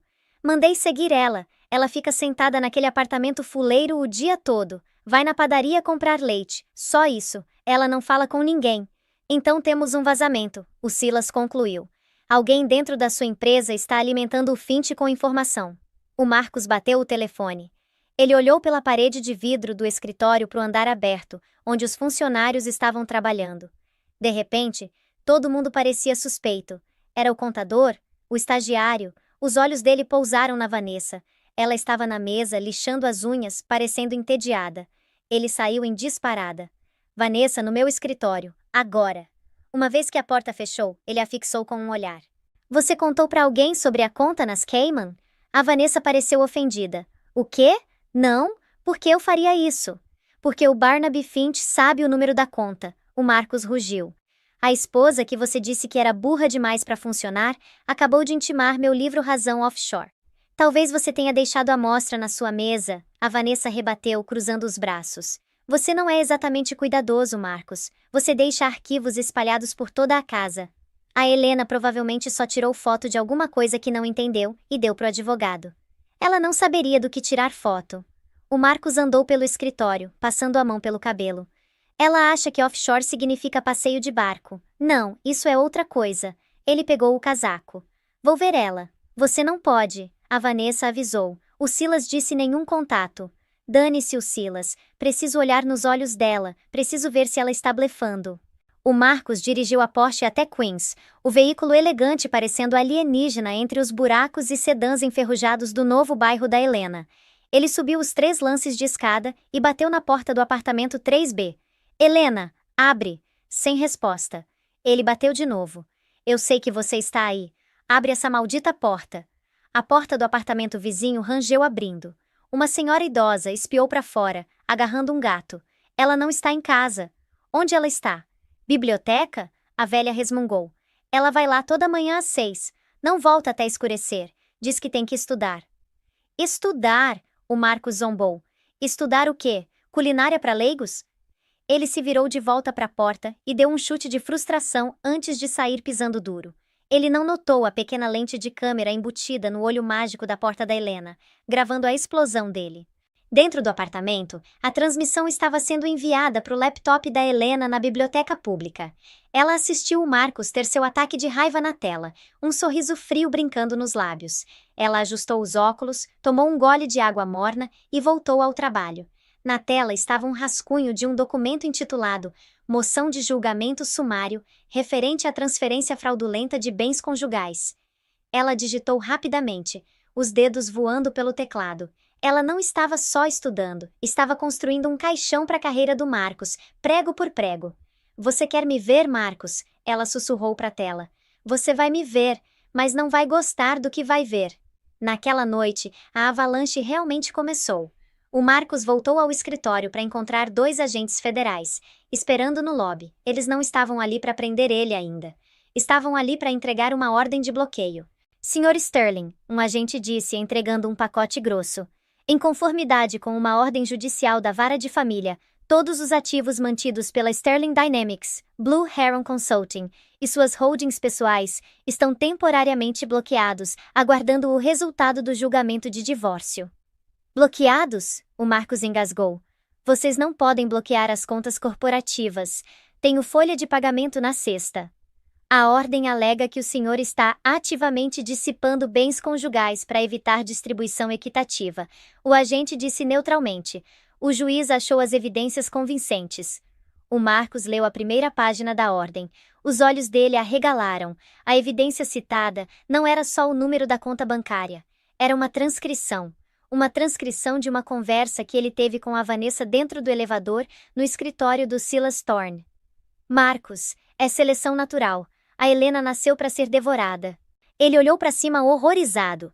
Ela me grampeou. Isso é ilegal. Isso é inadmissível. Na verdade, o agente disse, a gravação foi submetida pelo advogado da sua esposa, Sr. Finch.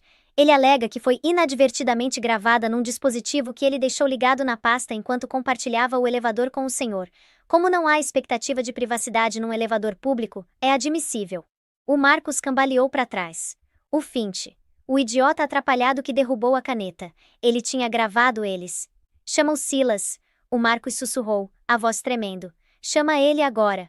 Mas lá no fundo, o Marcos sabia que o chão estava se movendo, as paredes estavam se fechando, e a mulher que ele achava que era uma ovelha, estava começando a parecer muito com um lobo. A manhã do julgamento estava cinza e nublada. O Tribunal Superior de Nova York era uma fortaleza imponente de pedra e vidro, um lugar onde vidas eram desmontadas e fortunas divididas. Dentro da sala 402, a galeria estava lotada. A notícia tinha vazado de que Marcus Sterling, o magnata da tecnologia, estava lutando pela fortuna. Repórteres enchiam os bancos de trás, canetas em riste. O Marcus estava sentado na mesa de defesa, ladeado pelo Silas Thorne e 3 associados juniores. Eles pareciam uma falange de tubarões internos caros. O Marcus parecia cansado. Não dormia há 2 dias. A ordem de bloqueio tinha paralisado o negócio, e investidores estavam pedindo a cabeça dele. Ele precisava desse divórcio acabado hoje. Não se preocupe, o Silas sussurrou, embora parecesse menos confiante que o usual. O juiz Harrison é da velha escola. Ele odeia quando esposas tentam bancar detetive. Vamos pintá-la como paranoica e instável. Vamos conseguir que a gravação seja descartada. Do outro lado do corredor, a mesa da autora estava vazia, exceto pelo Barnaby Finch. Ele estava sentado sozinho, o terno ligeiramente grande demais, arrumando pilhas de papel com mãos trêmulas. Onde ela está? O Marcus sibilou. Ela fugiu? Talvez ela tenha percebido que está fora da profundidade dela, o Silas zombou. Nesse momento, as pesadas portas de carvalho no fundo da sala se abriram. A Helena entrou. Ela estava irreconhecível. Tinha sumido o cardigan pastel. Tinha sumido o coque bagunçado. Tinha sumido a postura submissa. Ela usava um terno de poder azul marinho afiado, que era perfeitamente sob medida. O cabelo estava escovado liso, caindo como uma cortina de seda ao redor dos ombros. Ela usava saltos estileto pretos que clicavam com precisão autoritária contra o chão. Ela carregava uma maleta de couro fina. A sala ficou em silêncio. Até os repórteres pararam de digitar. Ela foi até a mesa da autora e sentou ao lado do Barnaby. Ela não olhou para o Marcus. Ela nem reconheceu a existência dele. Ela abriu a maleta e puxou uma única caneta tinteiro e um bloco jurídico amarelo. Todos de pé, o oficial de justiça trovejou. O meritíssimo juiz Arthur Harrison presidindo. O juiz Harrison entrou com as vestes pretas esvoaçando. Era um homem severo com sobrancelhas cinzentas espessas e uma reputação de tolerância zero para teatralidades no tribunal. Sentem-se, o Harrison grunhiu. Processo número 4.999.220. Sterling contra Sterling. Vamos andando. Tem um julgamento de homicídio começando às 2. O Silas Thorne se levantou, abotoando o paletó. Meritíssimo. Silas Thorne, representando o réu, Sr. Sterling. Estamos movendo para a rejeição imediata das demandas financeiras da autora com base no acordo pré-nupcial assinado há 5 anos. Este caso é simples. A Sra. Sterling está tentando extorquir meu cliente com base em delírios e gravações obtidas ilegalmente. O juiz Harrison espiou por cima dos óculos. Sr. Finch, sua resposta? O Barnaby Finch se levantou. Ele olhou para Helena. Ela deu um aceno sutil. Meritíssimo, o Barnaby disse, a voz surpreendentemente firme. Não estamos contestando a existência do acordo pré-nupcial, estamos contestando sua validade com base em fraude, e neste momento gostaria de ceder a palavra. Ceder a palavra? O juiz Harrison franziu a testa. Para quem? O senhor é o advogado de registro, Sr. Finch. Para minha cliente, o Barnaby disse.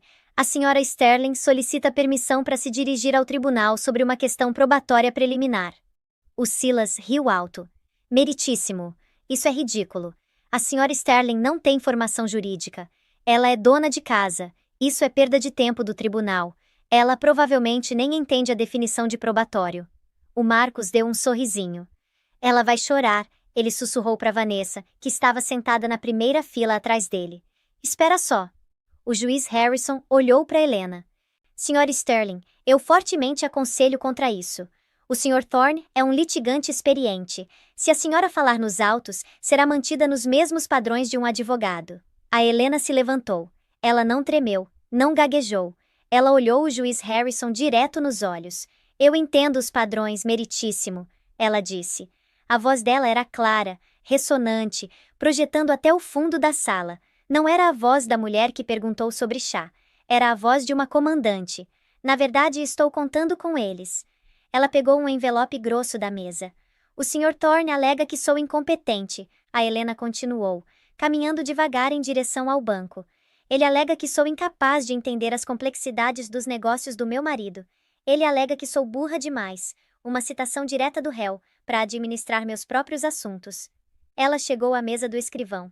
Submeto como evidência a peça A da autora, ela disse.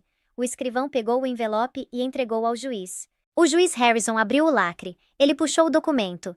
Ele ajustou os óculos. Ele leu uma vez. Depois leu de novo. As sobrancelhas dele dispararam em direção à linha do cabelo. Ele olhou para o documento. Depois para Helena. Depois para o Marcos. Isso é autêntico? O juiz perguntou a voz baixa. Certificado pelo reitor. A Helena respondeu. O que é isso? O Silas exigiu, se levantando. Exijo ver a evidência. Sente-se, Sr. Thorne. O juiz disparou. O senhor vai ver. O juiz Harrison ergueu o documento para o tribunal ver. Era um diploma. Papel creme pesado com escrita em latim e o selo da Universidade de Yale. Isto certifica que Helena Vance Sterling, o juiz leu em voz alta. Se formou summa cum laude na Faculdade de Direito de Yale. Recipiente do Prêmio Potter Stewart de Melhor Argumento em Equipe no Tribunal Simulado, editora-chefe da Revista de Direito. O silêncio na sala era absoluto. Era um vácuo sugando o ar do ambiente. O queixo do Marcos não só caiu, ele desconjuntou. Ele ficou olhando para o diploma, o cérebro falhando em processar a informação. Direito de Yale, summa cum laude. Espera, o Marcos gaguejou, se levantando involuntariamente. Isso é falso. Ela tricota, ela assiste novela. O juiz continuou lendo de uma segunda folha no envelope. Ela é membro em situação regular da Ordem dos Advogados do Estado de Nova York, sua especialização listada como contabilidade forense e fraude corporativa de colarinho branco. O Silas Thorne afundou de volta na cadeira. O rosto dele tinha ficado da cor de cinza. Ele olhou para o Barnaby Finch, que estava sorrindo como um gato de Cheshire. Ela nos enganou, o Silas sussurrou. Meu Deus, ela enganou todo mundo. A Helena se virou para encarar o Marcos pela primeira vez. O olhar que ela deu para ele era aterrorizante. Não era ódio, era pena. Meritíssimo, a Helena disse, se virando de volta para o banco. Movo para dispensar o Sr. Finch como meu advogado e solicito permissão para me representar pro si pelo restante destes procedimentos. Acredito que estou qualificada. O juiz Harrison olhou para o Marcos, que agora estava se agarrando à mesa para se apoiar, parecendo que ia vomitar. O juiz escondeu um sorriso atrás da mão. Moção deferida, o juiz Harrison disse. Advogado Sterling, a palavra é sua. A Helena voltou para a mesa, sem sentar. Ela colocou as mãos na madeira, se inclinando para frente como uma predadora. Obrigada, meritíssimo, ela disse. Gostaria de chamar minha primeira testemunha, Marcos Sterling. O Marcos se levantou, as pernas tremendo. Ele foi até o banco das testemunhas, sentindo os olhos de toda a sala nele. Ele olhou para Vanessa em busca de apoio, mas ela estava ocupada deletando fotos do celular, se recusando a encontrar os olhos dele. A Helena se aproximou do banco das testemunhas. Ela não segurava nenhuma anotação, não precisava. Senhor Sterling, ela começou, a voz suave como seda e afiada como navalha. Vamos falar sobre o armazém de Jersey. Especificamente, vamos falar sobre por que o senhor falsificou minha assinatura numa transferência de escritura envolvendo um local de contaminação 3 dias antes da inspeção da agência ambiental. O Marcos arfou. Eu não. Lembrete, Sr. Sterling. A Helena interrompeu, se inclinando perto. O senhor está sob juramento, e diferente da esposa burra com quem o senhor achava que vivia, eu sei onde os corpos estão enterrados, porque eu assisti o senhor cavar as covas. Ela se virou para o júri, que estava vazio já que era um julgamento de bancada, mas o gesto era para a plateia. Aperte o cinto, Marcos. Ela sussurrou alto o suficiente para o microfone captar. A aula vai começar. O Marcos Sterling se mexeu na cadeira de testemunhas, o couro rangendo embaixo dele. Era o único som na sala. Ele puxou a gola, que de repente parecia 3 tamanhos apertada demais. Na frente dele, a Helena estava de pé com perfeita compostura, a mão descansando levemente numa pilha de arquivos que o Marcos agora percebia que não eram romances, mas suas próprias ordens de execução. Senhor Sterling, a Helena começou, a voz ecoando com uma autoridade calma e aterrorizante. O senhor declarou anteriormente no seu depoimento que sua empresa, Sterling Dynamics, valoriza transparência e governança ética. Está correto? Sim, o Marcos grasnou. Ele limpou a garganta. Sim, absolutamente. Então vamos discutir transparência, a Helena disse, andando devagar na frente do júri. Vamos discutir uma entidade conhecida como Blue Heron Consulting. Nas suas divulgações financeiras, o senhor listou isso como um fornecedor terceirizado independente baseado nas Ilhas Cayman. O senhor alega que eles fornecem supervisão logística para as suas rotas de transporte. Está certo, o Marcos disse, recuperando uma lasca de confiança. São consultores de primeira linha. A Helena parou de andar. Ela se virou para a tela de projeção. Peça C, meritíssimo. Na tela, um documento apareceu. Era uma cópia escaneada de um formulário de registro corporativo das Ilhas Cayman. Este é o documento de incorporação da Blue Heron, a Helena explicou. Ele lista o único proprietário. Sr. Sterling, o senhor se importaria de ler o nome do único proprietário para o tribunal? O Marcos apertou os olhos para a tela. O coração martelava contra as costelas. Ele sabia o que dizia. Tinha pago $10.000 para um advogado esconder esse nome. Como ela encontrou? Diz, o Marcos murmurou. Fale mais alto, por favor. O juiz Harrison comandou, se inclinando sobre o banco. Diz MV Holdings, o Marcos sussurrou.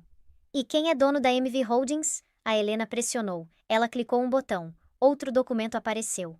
Esta é uma transferência eletrônica da sua conta corrente pessoal, aquela que o senhor alegou estar congelada, financiando a criação inicial da MV Holdings. A assinatura na parte de baixo é sua, não é? O Marcos olhou para a assinatura. O laço do M e o corte afiado do S era inegável. Eu criei isso para fins fiscais.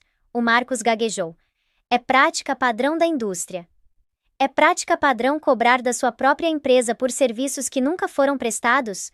A Helena perguntou, a voz afiando. Tenho aqui faturas da Blue Heron para Sterling Dynamics. Fatura 4.092, realinhamento estratégico de ativos do Atlântico. Custo, $450.000. Data, 12 de dezembro. Ela foi até a mesa de defesa e pegou um pedaço de papel da pilha do Silas Thorne, ignorando o arfar de indignação dele. Sr. Sterling, em 12 de dezembro, onde o senhor estava? Eu estava trabalhando. O Marcos mentiu. A Helena sorriu. Era um sorriso de predadora. Peça D. A tela mudou. Era uma fotografia. Uma imagem em alta resolução do Marcos e da Vanessa num iate em St. Bart's. Eles estavam segurando taças de champanhe. O carimbo de data era claramente visível nos metadados exibidos abaixo da imagem. Esta foto foi postada numa conta privada do Instagram pertencente à senhorita Vanessa Hart. A Helena disse. Legenda. Gastando o dinheiro do bônus, Blue Heron. Um arfar percorreu a sala. A Vanessa, sentada na primeira fila, empalideceu e se encolheu no assento, tentando ficar invisível. Então, a Helena continuou. O senhor canalizou $500 mil do dinheiro dos acionistas para uma empresa de fachada que o senhor possui, rotulou como consultoria, e usou para levar sua amante de férias, enquanto sua esposa estava em casa cortando cupons porque o senhor alegou que estávamos sem dinheiro. Não foi assim, o Marcos gritou se levantando. Você não entende de alta finança, Helena. Você está distorcendo as coisas. Sente-se, Sr. Sterling. O juiz Harrison rugiu. A Helena não se abalou. Eu entendo de alta finança perfeitamente bem, Marcos. Na verdade, eu entendo melhor que você. Porque enquanto você estava ocupado escondendo dinheiro, você esqueceu de esconder os metadados nos seus livros contábeis digitais. Ela foi para o ataque final. Vamos ao armazém de Jersey, ela disse suavemente. Aquele que o senhor transferiu para o meu nome, o senhor alegou anteriormente que foi um erro administrativo. Foi, o Marcos insistiu. Minha secretária cometeu um erro. Então por quê? A Helena disse, puxando um gravador digital do bolso. Eu tenho uma mensagem de voz do seu celular pessoal para o seu corretor datada de 3 dias antes da transferência? Ela apertou play. A voz do Marcos encheu a sala. Pequena, mas inconfundível. Olha, a agência ambiental está farejando os tanques químicos. Se eles encontrarem o vazamento, a multa é de 50 milhões. Só joga a escritura na Helena. Ela assina qualquer coisa que eu colocar na frente dela. Se ela for pra cadeia por negligência ambiental que seja. Só mantém meu nome fora disso. O silêncio que se seguiu era pesado, sufocante. Até o Silas Thorne olhou para o Marcos com repulsa. Ele começou a lentamente afastar a cadeira do cliente. A Helena desligou o gravador. Ela olhou para o Marcos, os olhos brilhando com uma mistura de tristeza e determinação de aço. O senhor estava disposto a me mandar para a prisão, ela disse baixinho. O senhor me chamou de burra, me ridicularizou, mas a única coisa burra que eu fiz, Marcos, foi amar você. Objeção, o Silas Thorne disse fracamente por hábito. Argumentativo. Rejeitada. o juiz Harrison disse, a voz pingando nojo. A testemunha responderá se conseguir encontrar um resquício de dignidade para fazê-lo. O Marcus desabou na cadeira. Ele olhou para o juiz. Depois para a galeria. Viu os repórteres digitando furiosamente. Viu os rostos dos membros do conselho na última fila parecendo sombrios. Ele percebeu com um solavanco nauseante que tinha acabado. Não só o casamento. Tudo. Eu estava tentando proteger a empresa. O Marcus sussurrou, a cabeça nas mãos. Não, Sr. Sterling. A Helena disse, fechando o arquivo. O senhor estava tentando proteger a si mesmo. E falhou. Ela se virou para o juiz. Meritíssimo, a autora descansa. A sentença veio 3 dias depois. E foi rápida, brutal e histórica. O juiz Harrison não só concedeu o divórcio. Ele desmontou a vida do Marcus. O tribunal considera que o Sr. Sterling se envolveu em fraude sistemática, perjúrio e tentativa de armação contra sua esposa. O Harrison leu do banco. O acordo pré-nupcial é por este meio anulado, devido à não divulgação fraudulenta de ativos. O Marcus sentou com a cabeça baixa. A Vanessa não estava em lugar nenhum. Ela tinha fugido para Miami no momento em que a foto da Blue Heron virou notícia, levando a pulseira Cartier e deixando o Marcus bloqueado em todas as redes sociais. Além disso, o juiz continuou, devido à mistura de fundos pessoais e empresariais e ao uso da Sterling Dynamics para perpetrar fraude contra o patrimônio conjugal, o tribunal ordena uma partição forense da empresa. A Helena ficou de pé, as mãos entrelaçadas atrás das costas. O Sr. Sterling não pode ser confiado para liquidar esses ativos de forma justa, o juiz disse. Portanto, estou concedendo 60% das ações com direito a voto da Sterling Dynamics à Sra. Helena Sterling como restituição pelos ativos dissipados e danos punitivos pela tentativa de armação referente à responsabilidade ambiental de Jersey. A cabeça do Marcus se levantou de repente. O quê? Você não pode. É minha empresa. Eu construí ela. E o senhor tentou queimá-la para salvar a própria pele, o juiz retrucou. A Sra. Sterling agora é a acionista majoritária. Ela é dona da casa. Ela é dona das contas. E efetivamente, Sr. Sterling, ela é dona do seu emprego. O martelo bateu. Sessão encerrada. O rescaldo foi um espetáculo. Quando a Helena chegou na sede da Sterling Dynamics na manhã seguinte, ela não pegou um Uber. Ela chegou na limusine da empresa que costumava transportar o Marcus. Seguranças que tinham sido informados pelo novo conselho de administração a encontraram na porta. Bom dia, Sra. Sterling, o chefe de segurança disse, abrindo a porta para ela. Senhorita Vance? A Helena o corrigiu com um sorriso. Vou usar meu nome de solteira de agora em diante. Ela pegou o elevador até o último andar. A suíte executiva estava quieta. Assistentes corriam fazendo caixas. A Helena entrou no escritório do CEO. O Marcus estava lá, freneticamente enfiando papéis num triturador. Ele parecia desgrenhado, usando o mesmo terno do tribunal, os olhos injetados de sangue. Ele congelou quando a viu. Você, ele cuspiu. Está feliz? Roubou minha vida? A Helena foi até a mesa que ele tinha a proibido de tocar, e sentou na cadeira de couro. Ela girou devagar para encará-lo. Eu não roubei nada, Marcus. Ela disse calmamente. Eu recuperei o que era devido. E quanto à empresa, não vou destruí-la. Vou salvá-la. Já marquei uma reunião com a agência ambiental para autorreportar o vazamento de Jersey e pagar os custos de remediação. O preço das ações subiu 4% esta manhã, quando a notícia de que você saiu vazou. O Marcus ficou olhando para ela. As ações subiram? O mercado odeia a incerteza, a Helena explicou. E você, Marcus, é uma responsabilidade. Eu, no entanto, sou uma advogada formada em Yale com um plano de crescimento sustentável. O conselho me prefere. Ela apertou o botão do interfone. Segurança, por favor, escoltem o Sr. Sterling do prédio. Ele não é mais funcionário aqui. 2 seguranças corpulentos entraram na sala. O Marcus olhou para eles, depois para Helena. Pela primeira vez, ele a viu não como um acessório, mas como uma titã.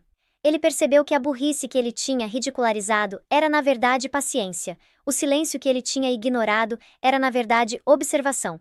Ele pegou a caixa de pertences pessoais, um grampeador, uma foto dele mesmo, e uma planta morta. Você não vai durar 1 mês, ele zombou, tentando salvar algum orgulho. Eu já durei 5 anos com você. A Helena respondeu, abrindo um arquivo na mesa. Administrar uma empresa Fortune 500 vai ser férias comparado a isso. Ela não o viu sair. Ela já estava lendo o relatório financeiro do 3º trimestre. A caneta se movendo rapidamente pela página. corrigindo os erros que ele tinha cometido. Marcus Sterling saiu pelas portas de vidro e foi para a calçada. Começou a chover. Ele procurou o celular para chamar um carro, mas lembrou que os cartões corporativos tinham sido cancelados. Ele olhou para cima para o prédio imponente, vendo as luzes no último andar. O andar onde sua esposa burra agora estava sentada no trono que ele construiu. Ele levantou a gola e andou em direção ao metrô. Dizem que você nunca deve julgar um livro pela capa, mas o Marcus Sterling cometeu um erro muito mais perigoso. Ele julgou a esposa pelo silêncio dela. Ele achou que gentileza era fraqueza. Ele achou que paciência era ignorância. Ele aprendeu do jeito mais difícil que a pessoa mais quieta na sala é frequentemente aquela que está ouvindo mais alto e planejando mais longe. A Helena não só ganhou um divórcio, ela ganhou a identidade de volta. Ela provou que inteligência não é sobre se gabar, é sobre vencer quando conta. O Marcus perdeu a fortuna, a empresa e a dignidade. Tudo porque subestimou a mulher que servia o chá dele. Uau, que montanha-russa, galera! Se você gostou dessa história de karma e vingança final, por favor dá aquele like. Ajuda muito o canal a crescer. O que você acha? O Marcus mereceu perder tudo ou tomar a empresa dele foi longe demais? Me conta aí nos comentários. Adoro ler as teorias de vocês. E se você ainda não se inscreveu, aperta o botão e o sininho para nunca perder outra história de justiça servida gelada. Valeu por assistir e até o próximo vídeo.